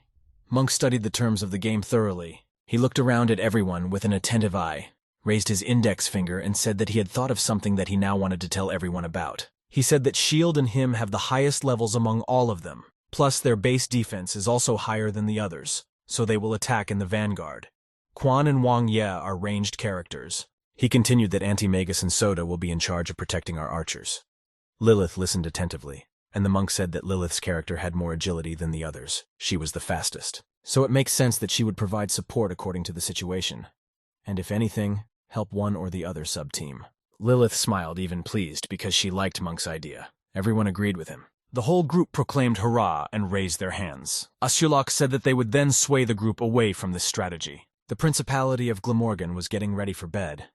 Some windows were still lit, but mostly people were asleep. It was very beautiful in the moonlight. The sky was clear and starry, but one house was awake. There the windows were lit. There was a discussion going on which was in full swing. In their little castle, the grisly mercenaries Goosley and Steve sat in high chairs, one higher and one lower. Goosley asked, "What is a leader?" She looked at one point and thought about it. Steve looked at her inattentively and wistfully and asked again what she meant. Ghostly replied that she didn't mean anything by it. However, her left hand touched the scroll. Ghostly continued that just someone had left this scroll under their door. There's an order to destroy some village on the Duan Ridge. If successful, each head of the character killed will be paid for. 3 gold paley coins each were promised. The mercenary girl looked at Steve, wondering if there was a village on Duan Ridge. Does anyone live there? Mercenary Steve replied that there is a trade route running next to it, connecting east and west. Compared to taking over that trade route, and suddenly she thought. Then she continued that the reward for destroying the village was a waste of time. Her gaze was cold. The goosely mercenary looked at Steve and asked her if that meant the leader wasn't taking this order. Steve replied the hell with it. Let the smaller units handle it. But then she changed her mind, saying that they were probably not mercenaries, but just mountain brigands who wanted to kill and pillage. They wouldn't miss an opportunity like that. In the meantime, they would sit here and watch in case they needed to join this party. And Steve wondered, who would want to destroy this godforsaken village, she wondered. A few hours later, the whole team stood at the edge of the forest. In front of them lay several dozen corpses of wounded rats. Soda smirked and said that Monk was indeed right in his reasoning. It wasn't clear where they could have come from in such numbers. Vanguard looked, thought about it, and remarked that that was fine. But then, according to their plan, they should advance deep into the forest. The whole team began to move into the depths of the forest at a leisurely pace, looking around. They didn't notice that thick branches began to appear around them, twisting and wriggling and eager for action. They twisted and looped harder and harder, and some subtle energy like threads even began to seep through the haze of air. After a while, the branches began to emit a subtle squeaking sound, some very strange sound that the players walking through the forest began to hear. Wang Ye turned around, listened, and asked what was that sound. Everyone turned around with her and listened, and looked anxiously into the forest. They were frightened by the increasing rustling. And then they saw huge branches, vines, appear in front of them, which were about to strike or wrap around the players. One of the vines became right in front of Wang Ye. She was very frightened and screamed and squatted down. All the players turned around. Shield shouted that something had happened. The players were startled. The branches began to wrap around Lilith. They wrapped around her legs, arms, waist, and up to her neck. She was frightened and screamed that it was the monster. They did not let her move, and she shouted that she could not get free. Quan was also approached by the branches and began to wrap around from all sides. She let out a shriek as she was grabbed as well. Shield, who was holding a sword, muttered that these pentacles only seemed to attack girls, which is why we didn't notice them. Quan's whole body trembled as he tried to free himself and tearfully said that he wasn't a girl. Why did he have to suffer like this? But the branches didn't let go of Quan either. They wrapped around her torso, arms, and legs. The pentacles were in motion all the time. Unexpectedly, the branches let go of Quan and he uttered that he seemed to have been released. It was finally realized that he was a surprise girl, but the branches did not let go of the others. They held them tightly, squeezing their bodies harder and harder with their branches. They had already enveloped the girls to the point where only their eyes remained visible. The girls resisted, but they couldn't do anything. Soda started shouting that they needed to be helped. Yeah, pentacles are a very interesting plant. The game was getting more and more fun and exciting. Shield Vanguard snatched up the sword and shouted to what should be their tentacles and save the girls. He swung his sword, chopping left and right, chopping mercilessly at the tentacles of the plant, and he was good at it. After a while, Wang Ye and Lilith were released. They huddled against each other, sitting on the lawn out of fright. Antimegas started shouting that we need to find the root of this plant. His heart is definitely somewhere in the 10th square. We should look nearby. Then he called Soda. At the same time, Shield brought his axe down on a branch and sliced it in half. He kept chopping at them, but he couldn't do anything about it. Soda did not fail to respond that he was nearby. Quan was with him. Soda noticed that this plant doesn't have eyes, so it picks up vibrations coming up through the ground. Soda took hold of his spear and said aloud that if so, he would show him now. Soda swung his spear left and right, crushing everything in his path. He spun and twirled, scattering the plants. Soda and Shield Vanguard spared no effort in fighting the long green tentacles. They fought tirelessly. The plant was thin in some places and thick in some places, and eventually they found a very thick plant body. This body was growing out of the ground, and that was most likely its beginning, its heart. The monk began shouting that they needed to act faster and right now because they might miss the time. He fought the plant with his bare hands, grabbed it, and started twisting it around as if to squeeze all the energy out of it. A Sulak grabbed the end of one long tentacle and encircled his arm with it, trying to slam it against the tree.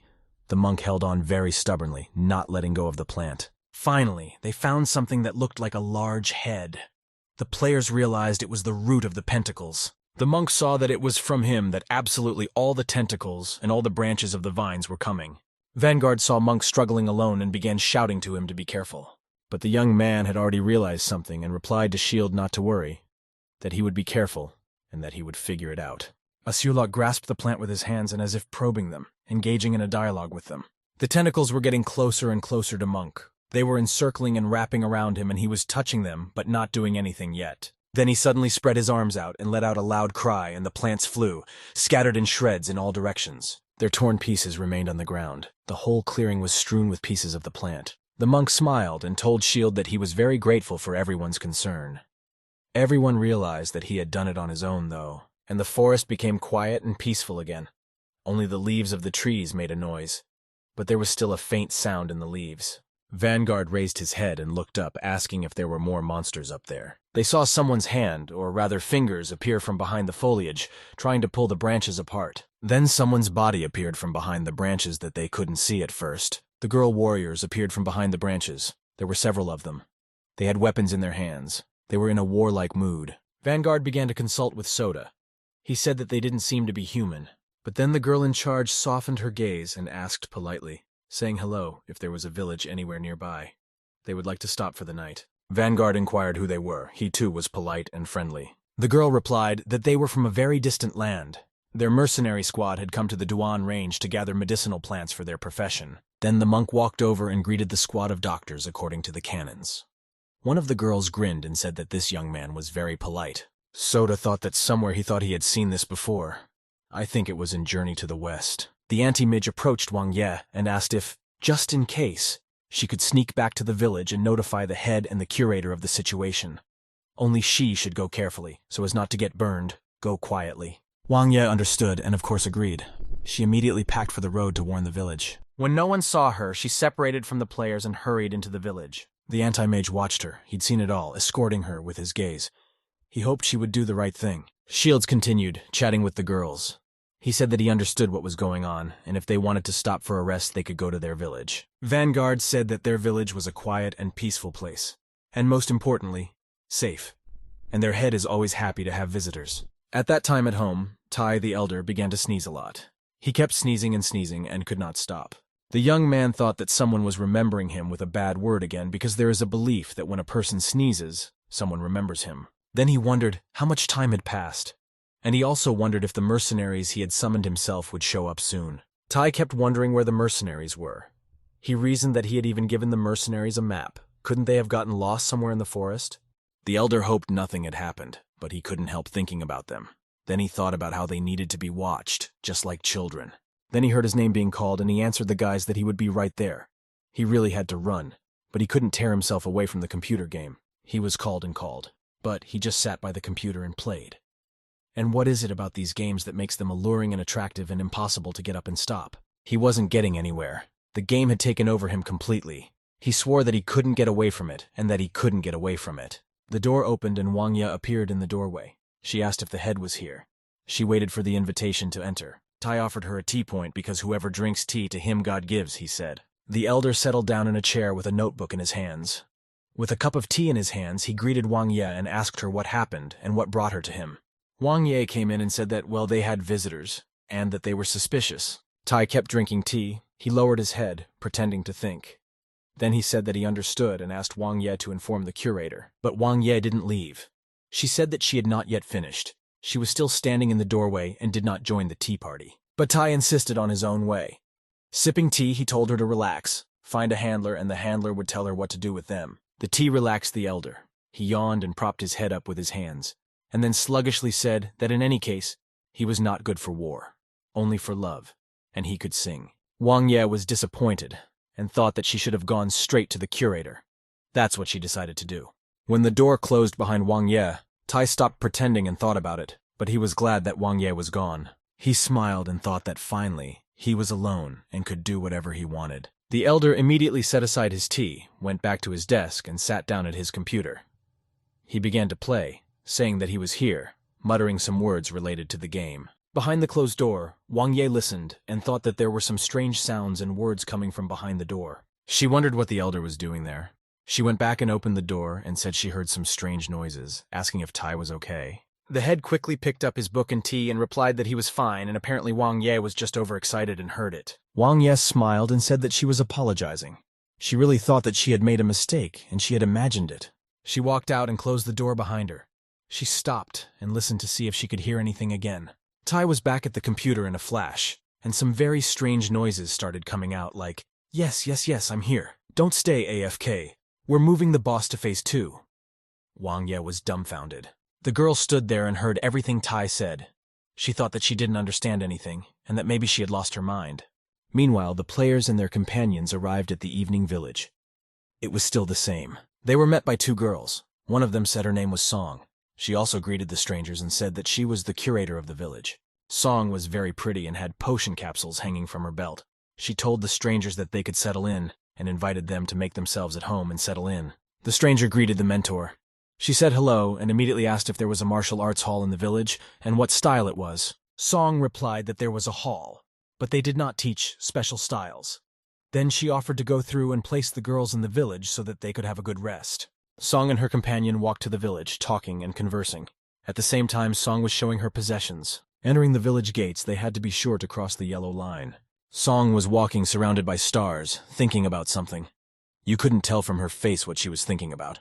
Shield watched them and wondered if the barrier, the yellow line, would let them through. He was waiting for it. The guest was approaching the barrier, and Shield Vanguard thought that this time it would be without blood. He hoped so. Shield continued to watch intently to see how the guests would end up crossing the line. The guest, along with the curator, stepped on the barrier. Everyone watched, waiting to see what would happen next. The girl's face was impenetrable, confident and firm. She didn't seem to be worried about anything. She stepped confidently and crossed the barrier. All eyes turned to her at that moment. Song, her companion, stepped over the barrier and made their way into the village. Nothing unusual happened, and the players kept looking at them, still assuming that perhaps something unusual was about to happen. Shield Vanguard relaxed. He thought they had passed quietly. He was pleased with that. Song continued to show the village. She showed the square and said that the house of the head, the elder, was nearby. Then she welcomed everyone again and told them to make themselves at home. The doggy squatted by some door and Song said they could go to the bathroom right there. It's okay. Tai, meanwhile, kept sitting at the computer. He thought, what does what he's doing smell like? What would he be in for? Song, meanwhile, was angry. She thought Tai had taken it out on her, and it was time to teach him a lesson. The guest reviewed the village and thanked the curator. She said she understood everything. Meanwhile, the guest leader's companion approached her and asked her what her ideas were. She also added that there were a lot of people here. The leader replied that they would do everything as planned, and that these people of the village were nothing. Then the guest leader angrily thought that the party was about to start, and they're gonna have fun. The players, meanwhile, had set up a tent city. It was dark all around. The stars shone in the sky. Shield Vanguard and the curator approached the players' tent house. He swept his gaze over everyone, including the tents. Shield said that they would be sleepless tonight, and that he was expecting everyone in the martial arts room. Song added that it looked like it was going to be hot tonight. The curator also added that everyone who participates will be able to get a 50% discount on pumping special class skills through donation. The players rejoiced and clamored that it was great that they had a deal. They would finally pump up their class skills. Song approached Wang Ye and told her to follow the guests from a secluded place. She immediately agreed, saying that she understood everything. Shield Vanguard approached the curator and asked, what if they do get nasty? What will they do? The curator replied that in the event that they did behave badly afterward, then... She thought for a moment. She then replied that they would then be forced to kill everyone. It was dark in Shinsho. The villagers were asleep in their houses. Only the martial arts hall had a light on. The door was ajar and the leader appeared from there. She was about to go somewhere. Wang Ye saw this and immediately ran to the curator. She found her and told her that she had some news. The curator asked her to report back. Wang Ye said that the guests had finished eating and were already preparing their equipment. Wang Ye was excited and said that it seemed like they were preparing for an attack. The curator understood and said she expected this or something similar. The curator said to have each of the players take a jar of antidote in case of danger, so they would take the jars immediately. The chapter will cover the cost. She then asked if anyone had any questions. Shield answered for everyone that no one had any questions.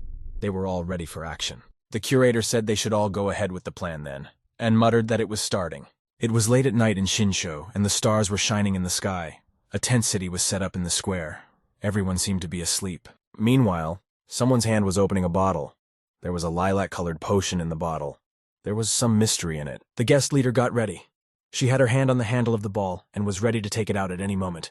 She was waiting for the right moment. She asked her huntresses if they would be willing to do a bounty hunt, and then she poured poison on her sword. Her associate Winnie asked if they could have a fire show first. She was very excited about what was to come. She asked if the leader would let her burn this village to the ground. Then the leader said that by getting rid of the locals, they would free their hands in the area. The trade route would be under them. And then she licked the sword with poison on the blade, which made her dazed.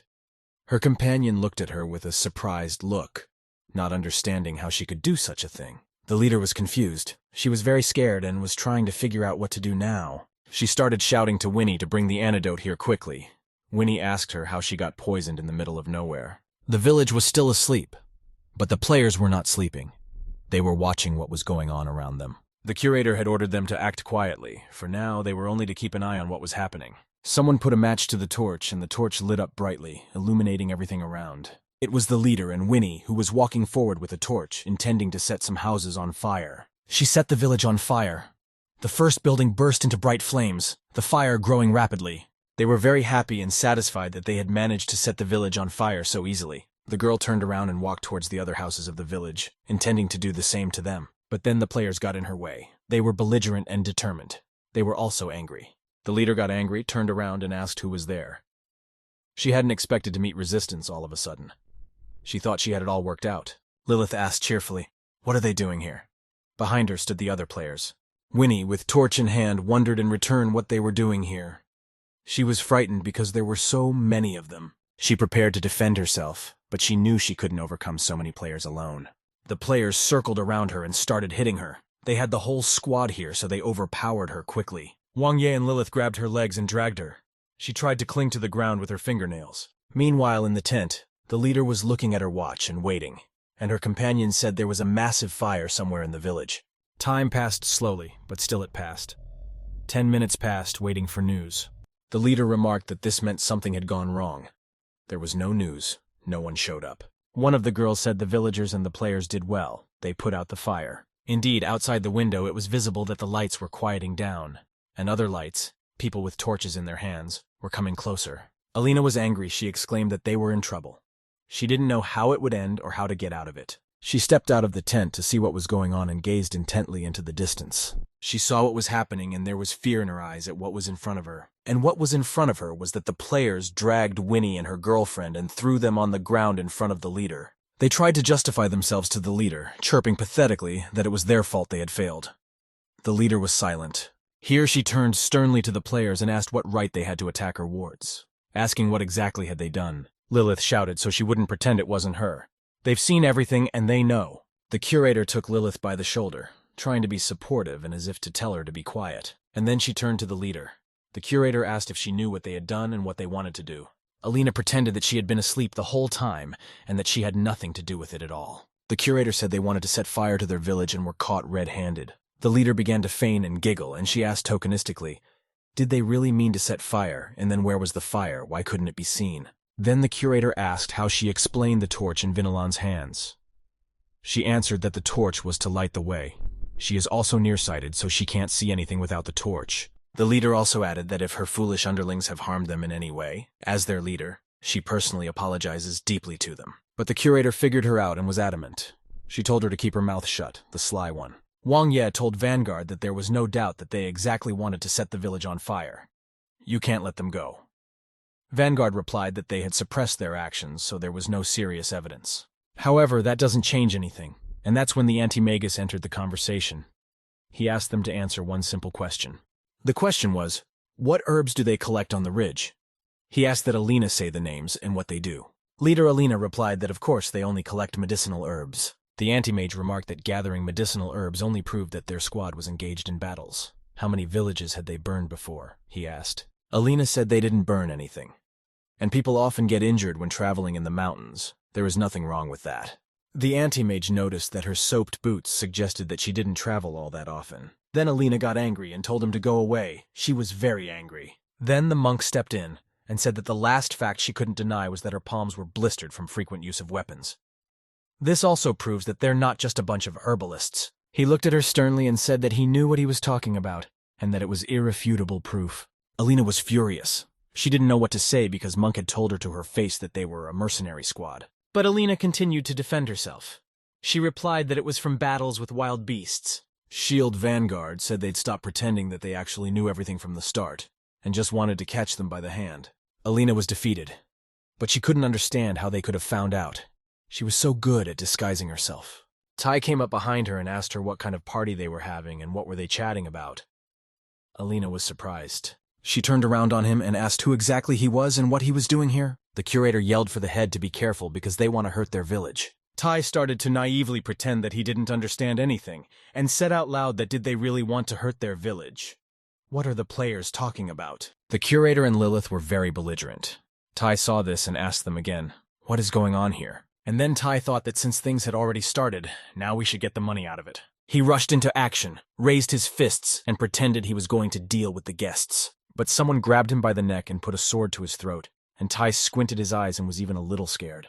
Alina shouted for them all to stand unless they wanted her to cut off the elder's beautiful head, and to be allowed to leave immediately. Alina presented her sword to Tai's neck and glared angrily at all the players.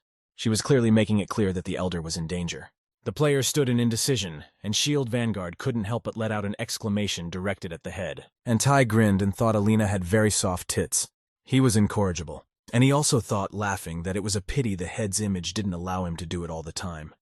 And Alina kept the sword at his neck, threatening retribution. The elder chuckled to himself and wondered if it was a gift from above in the form of such a beautiful Alina and her companions. Soda shouted for the head to let the brigand go. He realized he'd misspoke and shouted for the bandit to let the head go, and better let them take him instead of Tai. Tai thought to himself that he would not let this happen under any circumstances.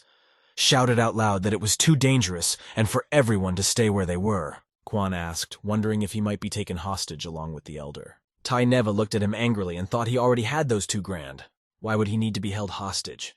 There's only room for one hostage and he can handle it and let them go back to the village. That was an order. He can handle this sweet danger alone. Tai grumbled that Quan had his own breasts. Why would he compete for them with him? Quan countered that he didn't realize that this was a new sensation. The girl from the village asked the curator why all this drama. After all, the head can kill everyone like bed bugs in 1 or 2. The curator replied that it was because he was the last pervert. Alina shouted for them to shut up and be quiet and pulled Tai tighter against her. And he just loved it. And he was having fun. She looked at everyone angrily and demanded to be let go. And the elder pretended nothing was happening. And then the handler exclaimed that Alina didn't have the guts to hurt the head. She was enraged. She then asked if she had the guts to kill the elder and get into a fight with everyone. Would he have the guts to hit him over the head? Alina looked stern and adamant. She swung her sword and asked if the curator believed she could hurt him. The curator said she refused to believe it until she saw the bumps on his head. Then the leader swung around and tapped Tai with all her might and asked if she had done so. The curator laughed and asked, "Is that really all she can do?" She didn't believe it, and asked him to take off his pants, and thought to herself that Tai was going to get it tonight. Tears spattered from the elder's eyes, and he screamed for everything to stop because he believes he will be hurt or killed. Tai yelled for the curator to let him leave with them. The curator thought so, but said aloud that for the safety of their chapter they would let them leave. Lilith, Wang Ye, and Quan stood there thinking they thought the curator was giggling. Alina gathered her team to go out and leave the village. She still wouldn't let go of Tai, and he was already screaming to be let go, to be helped and rescued. Wang Ye asked the curator if it was time to save him because it would be too late later. The curator pretended to think, but she was amused to herself that Tai was in that position. And then she said that the time was getting late, and that she was ordering everyone to get back to their business. The players were surprised. Shield asked, "What flybidder?" Wang Ye was confused. It was deep night in the village. There seemed to be no danger. It was quiet. But suddenly some strange creatures began to appear from the forest. A wolf with fiery eyes appeared in the forest and came out from behind the bushes fiercely and stopped in the clearing. Behind him a rat appeared from behind the bushes, its eyes bloodshot, its mouth drooling. These wild animals surrounded Alina. A pack gathered to attack them. The fearsome creatures grew larger and larger. Alina exclaimed that there were a lot of mobs here. Why are there so many of them? Are the wild beasts attacking in groups now? She was horrified. And Tai smirked and thought it was all because of their greed.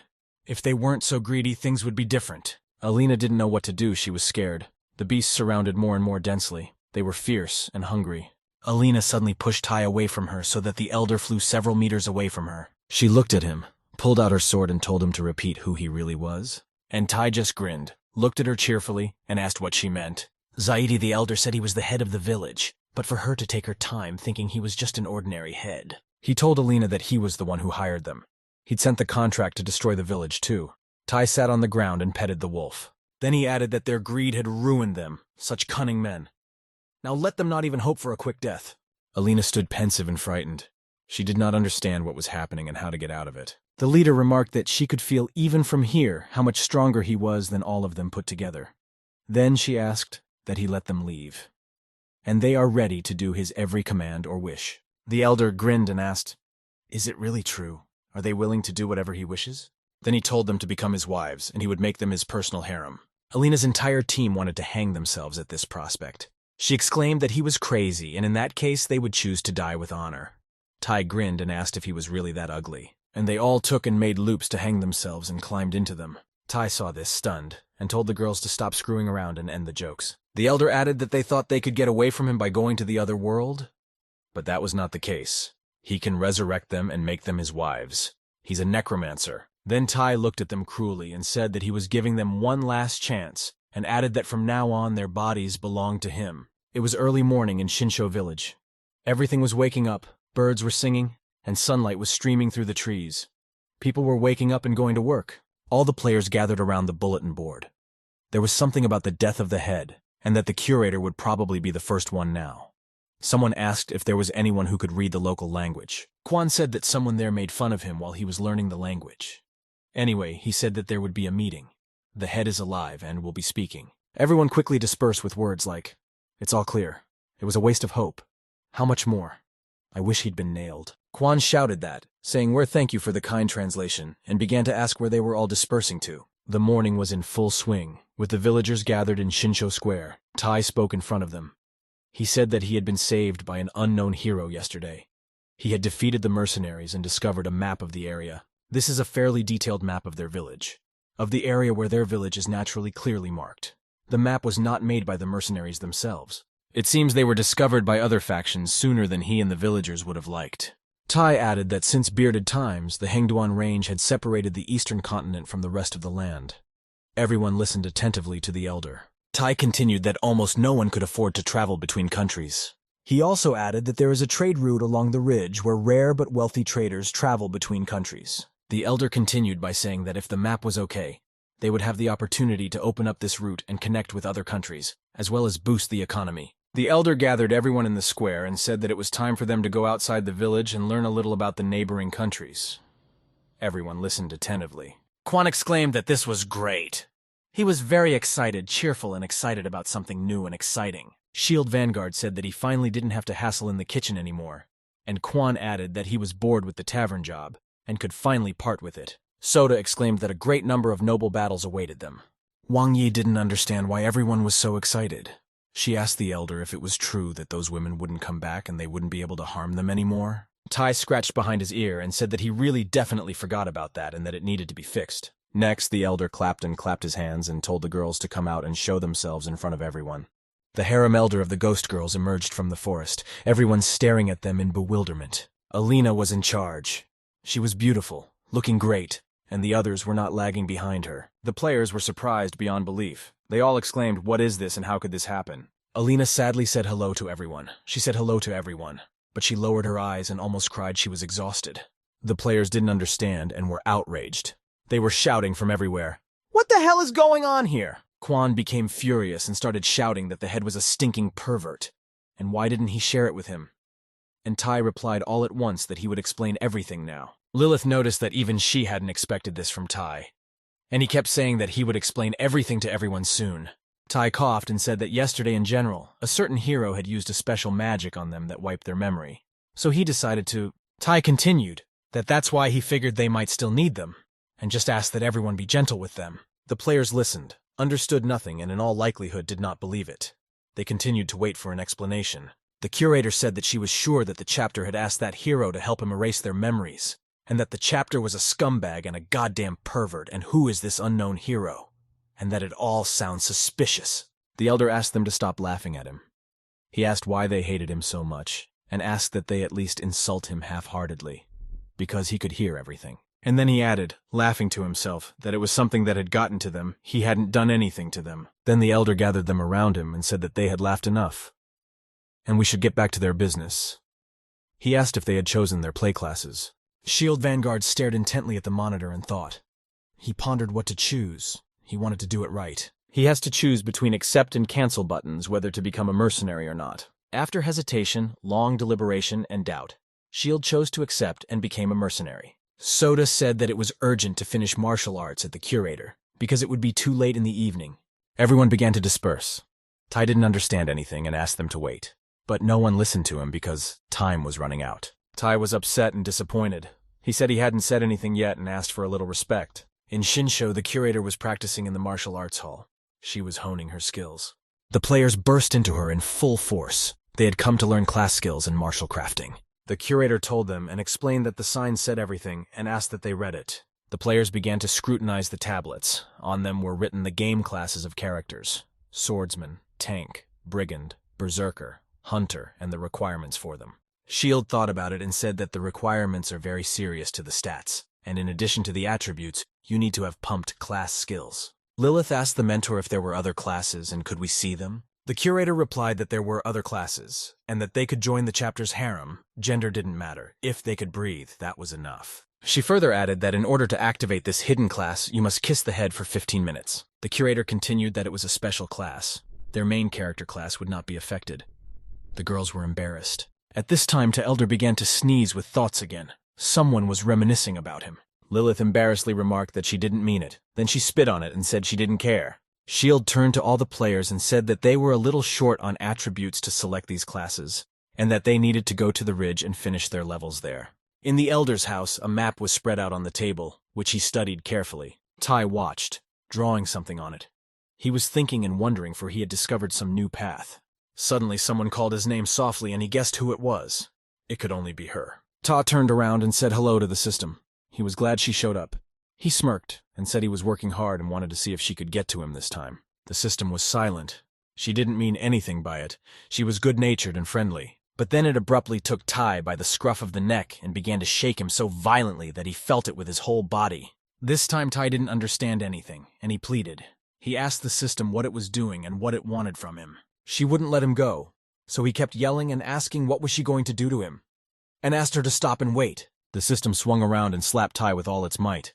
He grabbed the latch and whimpered, asking why. But the system was adamant. She pretended nothing had happened and asked what was he talking about. Tai pointed to the bruise on his cheek and asked what she had hit him so hard for.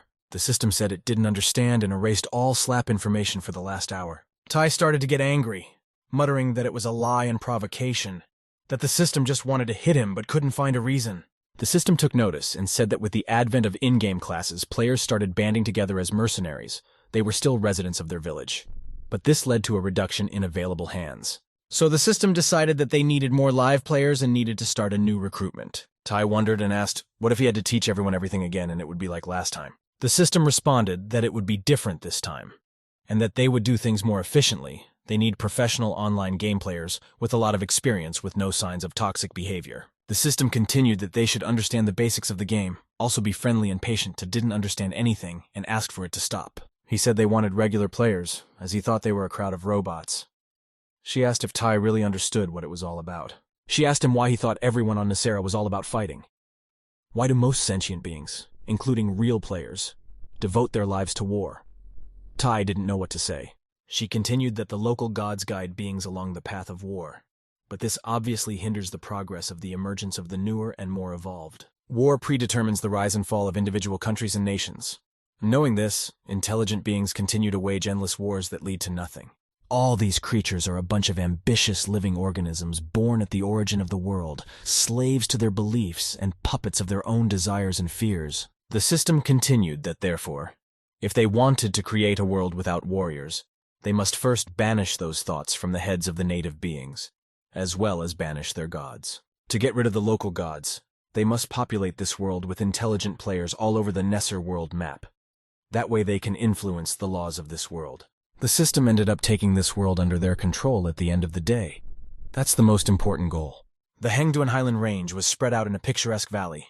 It was tall, consisting of several mountains connected to each other, and it was impregnable. The system and the elder entered a large cave. Inside, it was huge, dark, and seemingly endless. The system said that this must be the secret tunnel, the passage through the ridge. Tai was encouraged, and he moved through the cave, looking at it with interest. The head asked System, why don't they ask the curator to look into it? She's his deputy, too. It's directly her business. The System replied that he's an employee of Nesser, and has to do routine stuff like adding maps. The curator has other tasks, and Tai has to improve the quality of the game experience. The elder agreed and said that he understood and that was the way it was going to be. In fact, he was very upset that it would be time-consuming. Tai began to feel the rocks, checking what they were like, what they were made of, whether they were cold or warm. His hand fumbled for some sort of notch. It was a secret lock. He wondered what it could be. Tai sat down, needing to ponder what this was all about. He felt uneasy. He pressed the stone and suddenly the gate opened. Tai was very frightened and even screamed in surprise because he was so frightened. The System looked at him and asked what was wrong with him and why Taichik was so scared. And don't let him say that he is afraid of the dark. Tai replied that he had discovered a secret passage, but he was really scared. The System walked over to it, looked inside, and asked if it was a secret passage or something else. The two of them stared there, studying and trying to figure out what was inside. The System said that there was no information about the secret passage in the general system. It then said that it was necessary to go through and index and map the passage. Tai and Sistema began to descend the spiral dark staircase. They moved farther and farther down. Tai noticed that it looked like a descent into hell. They moved cautiously, looking around. The System replied that the day after tomorrow, they would put information about this place on the map. They continued down the tunnel. It was very long and narrow, and there seemed to be no end to it. Tai asked why don't they make a quest out of it. That's something the players could do as well. The System replied that if he was having a hard time, she could take away his immortality and abilities and leave him here alone. Tai replied to the System that she would not intimidate him. In fact, he was getting scared out of his mind. Then he remarked to Sistema that he was a necromancer after all, and that he had a lot of courage. In front of them from nowhere arose some horrible monstrosity that spewed liquid, was missing one eye and the other had rolled out of its orbit, no nose either. It was a scary monster and Tai was very scared. He jumped on the System and screamed with all his might. The System smirked and asked what he was saying about his courage, like he had wagons and cartloads of it. Tai replied that there was some kind of nightmare spirit in there. The System said 10 spirits. He's a necromancer, and how can he be afraid of all this? The elder replied that here was no need to despise him, and couldn't necromancers be afraid of all sorts of evil things? A path of light appeared on the floor, and the System stepped on it, looking around. The System said it was a dead end, and no wonder it wasn't in the database. There seemed to be a reason to leave the tunnel in this condition. Tai wondered what they would do. The System said that the terrain scan showed that there were no bugs or errors within a 300-meter radius, and it would block the passage here so that the players wouldn't wander around too much. She said she needed the players to get through the tunnel in the ridge to the Duchy of Connell as quickly as possible. That place had long since lost its former glory. And she added that the place was in a fierce state of decay with several clans fighting for power. The aristocrats are locked up in castles and sitting on their gold, and the poor are left to starve to death. The System added that there would soon be a civil war in Connell, and she wanted to see how the players would act and which side they would take, but she suddenly fell silent. Tai looked at her and asked again, what else did the System want to say that she wasn't telling us? She replied for Tai to finally get off of her and stop being afraid. Tai replied that he would do it right after they entered from that scary tunnel. The city of Glamorgan in the Duchy of Connell was covered in snow. There was emptiness and destruction. The windows were dark. The wind blew everywhere, and not a single person could be seen. Players wrapped in cloaks appeared in this city. They looked around. The group was approaching the main entrance. There was a man sitting near the entrance, wrapped in a cloak. It was the guard. He was sitting and chewing bread. He was quietly watching the players, doing nothing. As they approached, he ordered them to stop and inquired who they were. The players began to argue among themselves about who would go to talk. One of them said that the other one should go, and the other one said that it would be better to let the third one go. In the end, someone pushed Quan out. He was confused, not understanding why they had decided to push him forward. Then he remarked that it was gross, and why did it take forever for him to solve their shared problems? He approached like a guard, said hello to him, and told him they needed to enter the city. The guard replied that it could be done without any problem, 2 copper coins each. Quan thought it was easier than he thought. He had expected resistance and repulsion. Quan threw a wallet to the guard, telling him to hold it tightly, that there was 100 in there and to buy his wife's children presents, then thanked him that they could come in. The guard was very surprised. He couldn't recover from such a gesture of generosity. The guard opened the doors, muttering welcome to Glamorgan City, and adding that they should walk carefully and not get caught on the threshold. Quan immediately tripped and fell. They entered the city, looking around and trying to figure out how and what this city lived. The first people they saw were poor people. They were sitting on the bare floor near the fire, trying to keep warm. They had dead mice for food, which made everyone sick. Is the town so poor that they have no food? The players walked further into the town and saw the desolation everywhere. They also noticed a sign on the wall that had a picture of a man and said that Red Kreider was wanted. Lilith asked, "What happened here?" Soda was standing next to him. He didn't know what to say. Everyone looked around with regret. Someone tugged on Lilith's sleeve. She didn't even realize what had happened at first, but someone yanked her a second time. Lilith turned around and saw a hungry baby face in front of her, looking at her pitifully. It was a girl. She hesitated for a moment, but then mumbled, turning to Lilith, calling her aunt. Lilith bent down and asked if the little girl was hungry. She nodded, and Lilith gave her something to eat. The little girl ate greedily. Then she thanked Lilith and suddenly began to cry. As the girl sobbed harder and harder, Lilith sat down beside her and asked her why she was crying. If it was the food, don't let her worry, she had more. But then a dirty, ragged man appeared from somewhere and started trying to take the child's food. Lilith was furious, shocked by what she saw. She rose from her seat and stared menacingly at the ragamuffin. She grabbed him by the head and told him to get off the girl, that he was a jerk of a badass, and gave him a punch in the nose. Lilith began to fight him, waving her arms around, hitting her intended target with precision, and he was quickly defeated. Lilith chased him away. The beggar ran away, and she shouted at him to go away and not to come back. She then returned to the girl and told her not to be afraid. This man would not be back. The girl said it was her father. She cried again and could not stop. Lilith couldn't accept that it was true. Tears came to her eyes too. Lilith blanched and asked why the girl hadn't told her right away, and that she would go and apologize to her father. The girl cried and said that her mom was seriously ill and she wanted to get some food so she could eat a little. But the daddy still attacks her and her mom, and when he sees the food, he tries to take it all away. Lilith hugged her and told her not to cry, and that her mom would be okay. Shield Vanguard pulled Lilith away from the girl, taking her aside and telling her there was someone coming. She looked around, wondering who else was there, who he saw, and began to peer into the street. She saw in front of her a group of people dressed very poorly. They were cold and pitiful to look at. Lilith guessed they were homeless. They had no jobs, no shelter, no food. They had a very dejected look. There was a guy among them who looked very tired. He stepped forward and asked the players if they were from the Grizzly Mercenary squad. Quan answered for everyone that no, that they were just ordinary hunters and had nothing to do with this squad. The boy muttered that it was, thank goodness, and asked what had brought them to Glamorin, advising them to leave quickly because strangers were not particularly welcome here. Lilith listened to him carefully, wondering what to say to this man.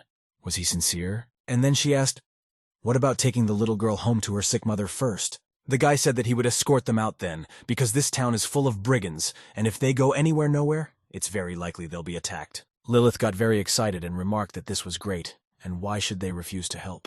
The guy took the players around the city, down some weird dark streets and nooks and crannies. Quan inquired what had become of the city and why did it look so bad. The guy replied that it's not just with the city, but that it's all over the country this is happening. Quan asked in surprise, is an entire country in such a decline? After all, it was extremely strange.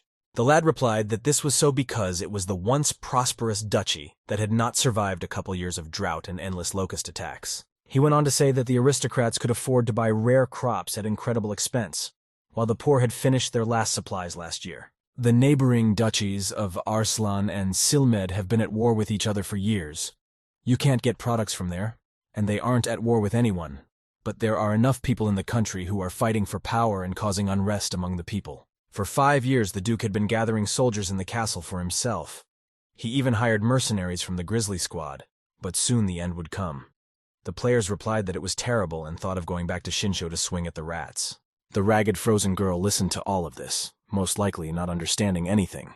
When they reached her house, they saw her mother lying on the bare floor in a faint. The mother lay breathless, giving no sign of life. The house was cold and empty. The girl was horrified by what she saw. She started crying and screaming and shaking her mother, asking her to wake up. She bent over to her and told her that she had found food and for Mommy to wake up soon. The girl continued to cry and Lilith tried to comfort her as best she could. She stroked her and held her close. Quan turned around and started looking into something. He said that a crowd was heading towards them again. There were indeed some people heading towards them. There were a lot of them, and it was not clear what they wanted. The crowd was gloomy, indefinitely dressed. Some were dressed in rags, some still had decent clothes on. The players noticed that they were surrounded. They stood in the center waiting to see what would happen next. Quan said that he didn't think the game could be so realistic. His eyes were burning. And the guy who escorted them out reminded them that he'd said the town was full of brigands. He fixed his ponytail on his head and walked over to the side of the crowd. In all likelihood, this was their leader. He glared angrily at them. The players didn't understand what was happening, but they couldn't expect anything good. Quan was indignant. He said that he recognized the guy. He was the one on that poster on the wall. Shield Vanguard added that his name was Red Kreider. He lowered his head in agreement. Kreider said he planned to take all their gear, kill them, and dump their dead bodies for dog food. But it looks like they really weren't grizzlies. Red gave them a stern look and said he had an even better idea that he was going to tell them. The wind was blowing in Shinshu. The village had already calmed down and everyone was going to sleep. Only in the house from the head was something going on. Ty's hand reached for his teacup. He took it and took a small sip. Next, the elder began to figure out the blue system and fix something in it. Ty watched and pondered the fact that Red Kreider was inviting them to join the ranks of the resistance. He wondered if he was suggesting that they join together to overthrow Connell's government. Lilith brought the news. She said that they were already preparing for a rebellion, and she had heard that they were going to attack Humphrey's castle first to replenish their supplies. Ty asked, after they overthrow the government, who will rule? Is there a competent politician among them? He further added that judging from the report, he could deduce that Connell was not only made up of Glamorgan, everywhere had its own army. When they do the coup, have they thought of doing whole armies yet? And that even if everything worked out, there still wouldn't be enough food to last long. Or were they going to attack everyone, living off of other people's money? Did they even have a plan? Lilith didn't know that. Then she asked if the head would help them, and that they should stop talking. He had seen the terror in the eyes of the locals, and when they saw the players, they had hope. Ty pondered for a long time and answered nothing. He weighed the pros and cons. Lilith got angry and said that he could keep quiet all he wanted, and that she was only wasting her time. She left, slamming the door. Ty only looked at her with regret and sadness. He was sorry for what had happened, and thought that maybe something should have been done. The system showed up and noticed that this behavior was unlike him. And why was he so angry with Lilith? Ty said he just saw his younger self in her eyes when he too was sure he could handle anything. The system couldn't understand him. She thought he was talking and kept listening. And Ty collapsed on the bed, informing me that then he was banished, and now he was almost a bum, and he was just a chump who had been kicked out of a famous faculty.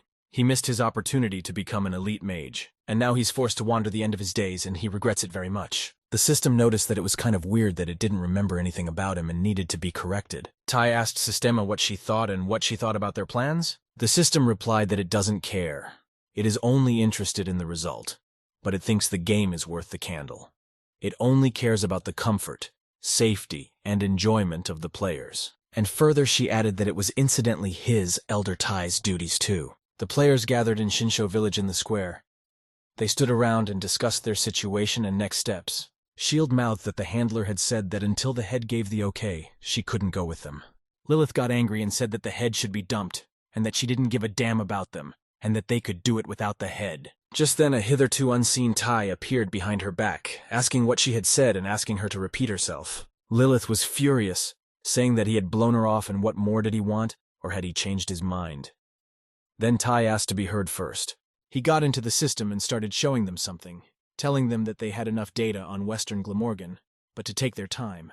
Ty also said he wanted to assign them some quests, the rewards for which would help their good cause. Quan rejoiced and asked what was the reward. He eagerly waited for the elder's answer. The head couldn't think of a reward yet, he thought and thought, pondering what he would dish out to them. And then he cheerfully announced that the reward would be his participation in their crazy adventure. Lilith said that the head is the same as always. Wang Ye said that he should be helping them, and that he was making them do quests for the sake of it. Tai said they should realize that in the heat of battle, someone is bound to die, and he could help the fallen heroes teleport to the village, for example, and heal their wounds. Then he asked, chuckling, don't they need a first-class healer like him? The special combat task for the players was the battle for Glamorgan. Lilith and Wang Ye scrutinized the details. Meanwhile, the grisly mercenary squad pondered when the strangers had appeared in the city.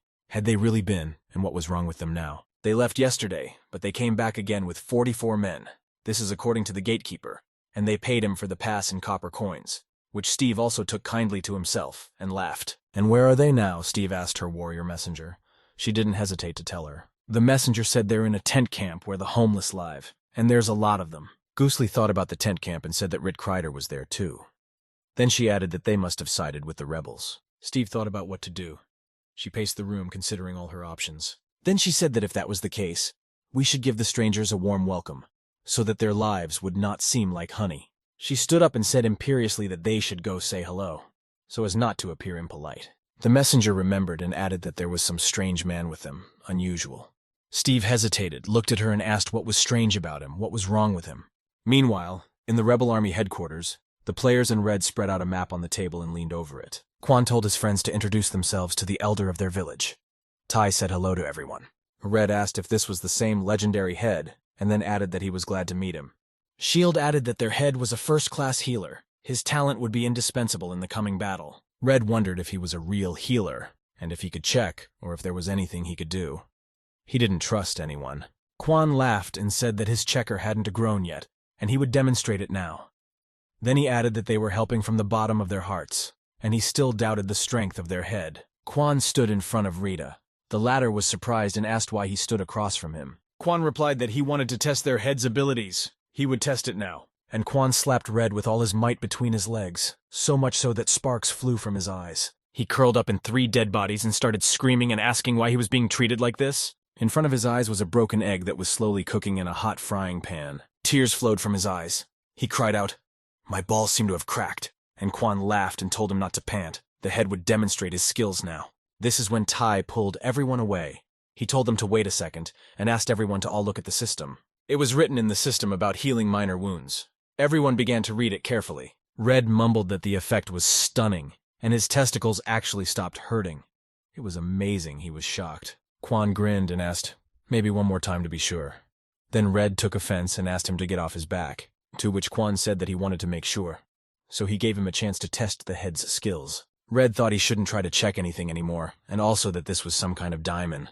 Then he coughed and said they were past that issue. He then turned to Tai, politely muttering that the latter was respected and great. Tai asked that he just call him Head, that it was okay and he liked it better that way. Then Red said that he was very glad that Tai had joined their ranks.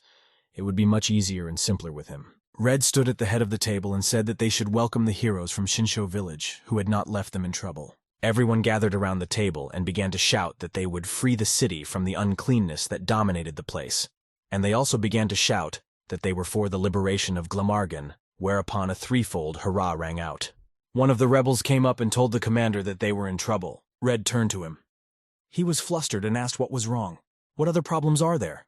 Then the rebel told him that the grisly mercenaries were coming here right now, and they were in a belligerent mood. Red narrowed his eyes and thought they were easy on the eyes and should be met. He turned to the players and motioned for them to give a warm Glamoran welcome to the grisly mercenaries. Meanwhile, Steve was giving orders that no mercy should be given to anyone and that everyone should be killed. In Glamorgan at the campground, everything was covered with snow. There was silence, but this silence heralded the beginning of a storm. The Silent Feet were about to attack the city. They were quietly heading towards the center of the city. Gusly grabbed a torch arrow, about to shoot the city to set it on fire. An arrow flew into the city at innocent, unarmed people. The inhabitants did not expect this. They were in a panic. Gusly chortled furiously, asking if the townsfolk wanted a bigger fire. She missed arrows again and again. Fire erupted in various places in the city. The flames had already begun to engulf the entire city. The fire was imminent. The arrows continued to fly. The people of the city ran in fear to escape the fire. They shouted that a fire was starting, that they were burning, and that they had to escape. One of the rebels ran to Red and started yelling that the Grizzlies wanted to burn down the camp. Quan was very angry. He shouted that they must be tired of living since they were acting like this. Red was also very belligerent.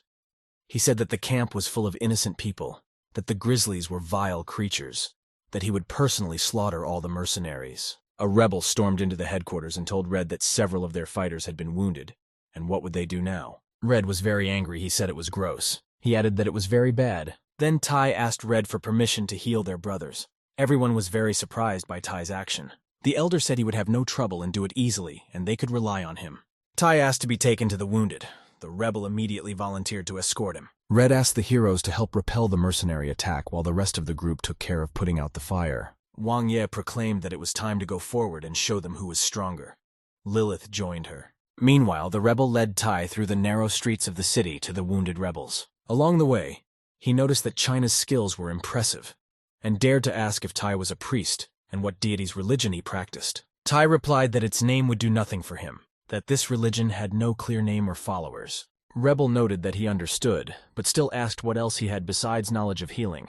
He said they could really use a type of attack magic.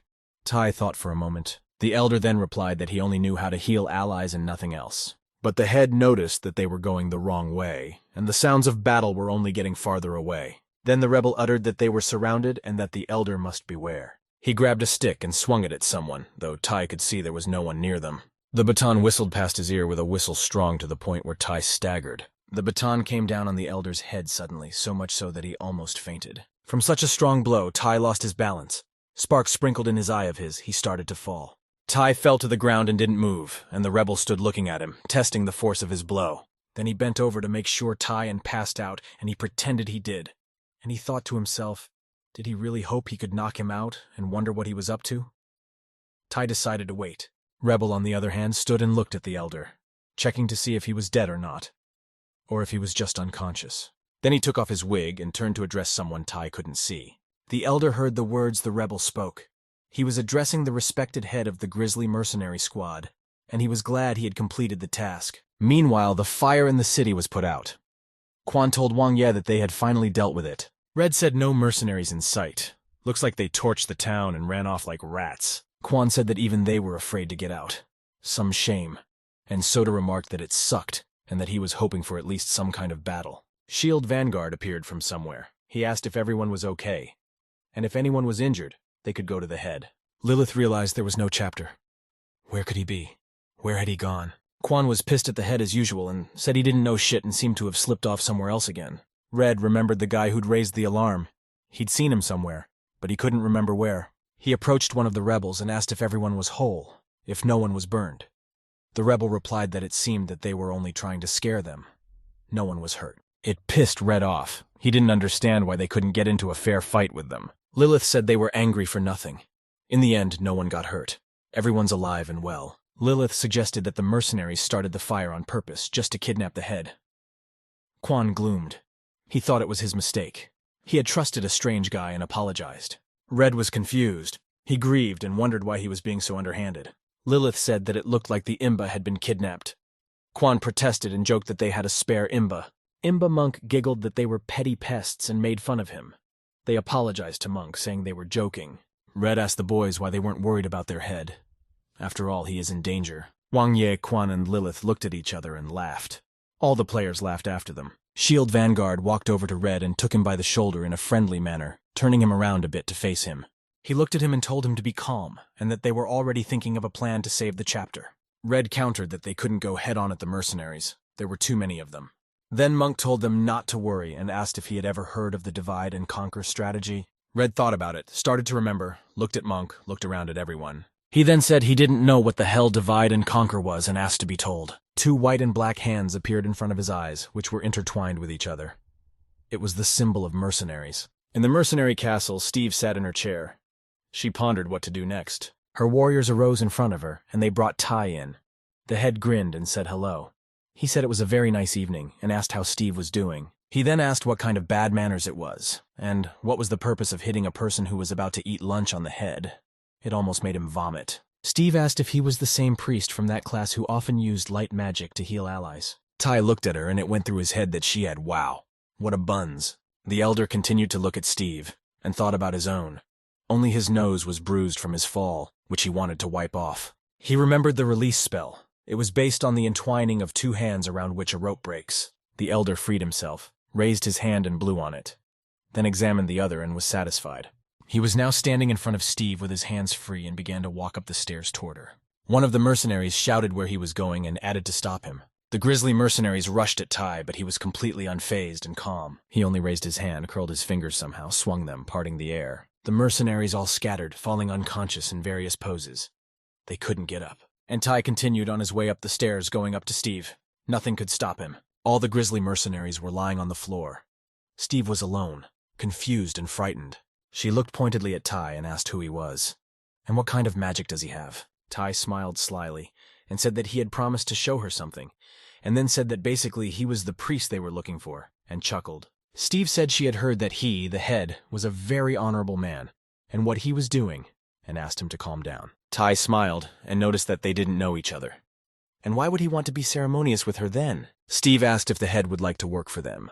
They have everything, money and girls and everything in abundance, and they could make him a harem in no time. Tai pretended to think and then said he didn't need anything from them. He then walked over to Steve, took her by the chin, and told her he only wanted... Steve looked the elder straight in the eyes. There was consternation and fear for her life in them.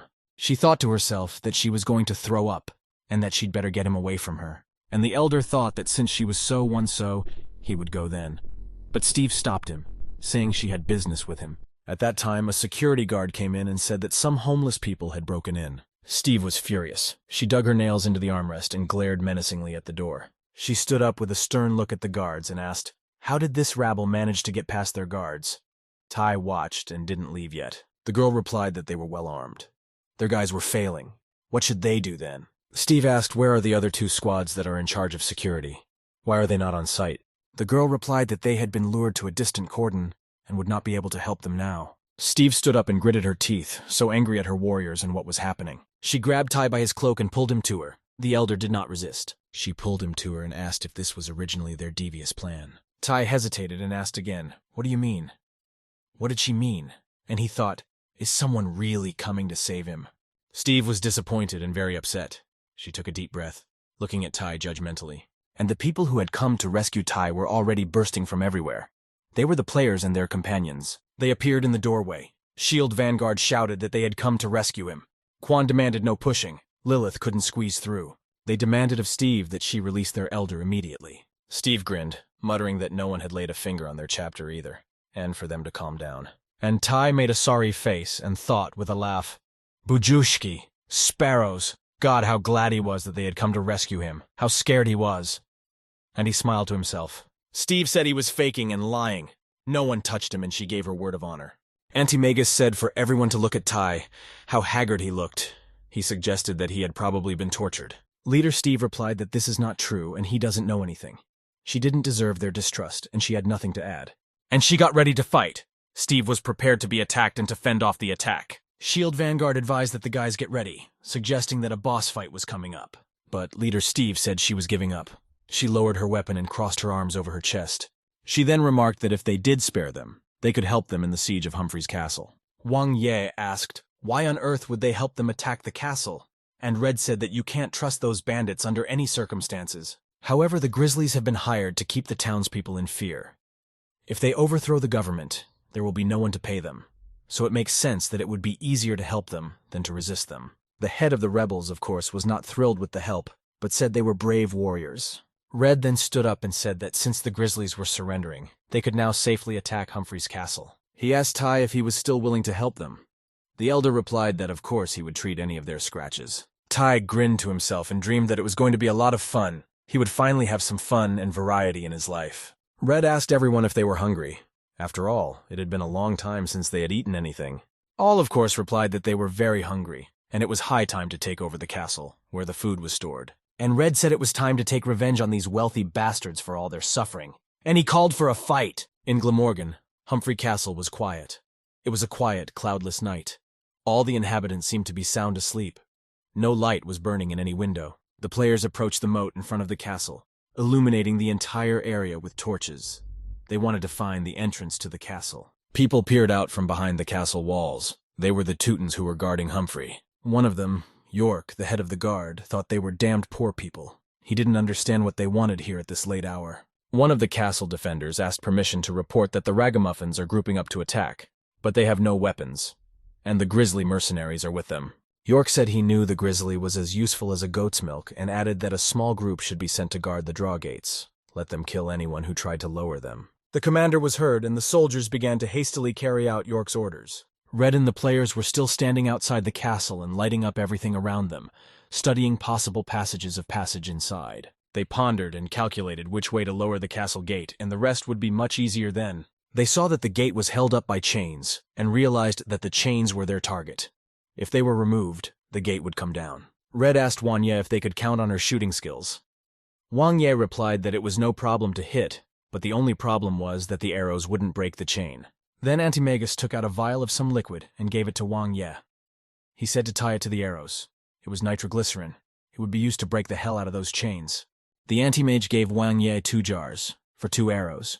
She was very curious as to where he got them. She was very interested in studying these jars, and Wang Ye, she still wondered where he got this explosive. AnimeRecap didn't answer where he got them from, but warned her to be careful because they might blow themselves up. These are very dangerous bombs. Wang Ye took an arrow bow and 2 arrows, hooked the jars to them, and aimed at the gate. She took a very long time to aim.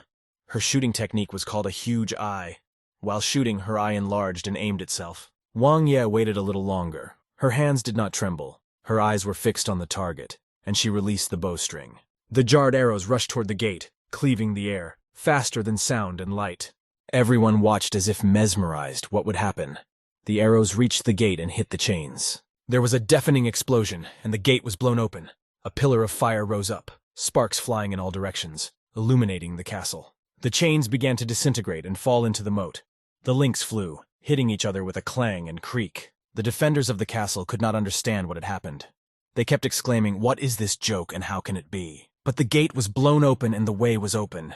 The gate fell with a noise, giving passage to the players. The players grabbed their weapons and raised them up. There were shouts of joy that spoke of victory, and they all headed for the castle with the intention of punishing the freaks living in the castle. The moon lit their way. They were full of hope and determination.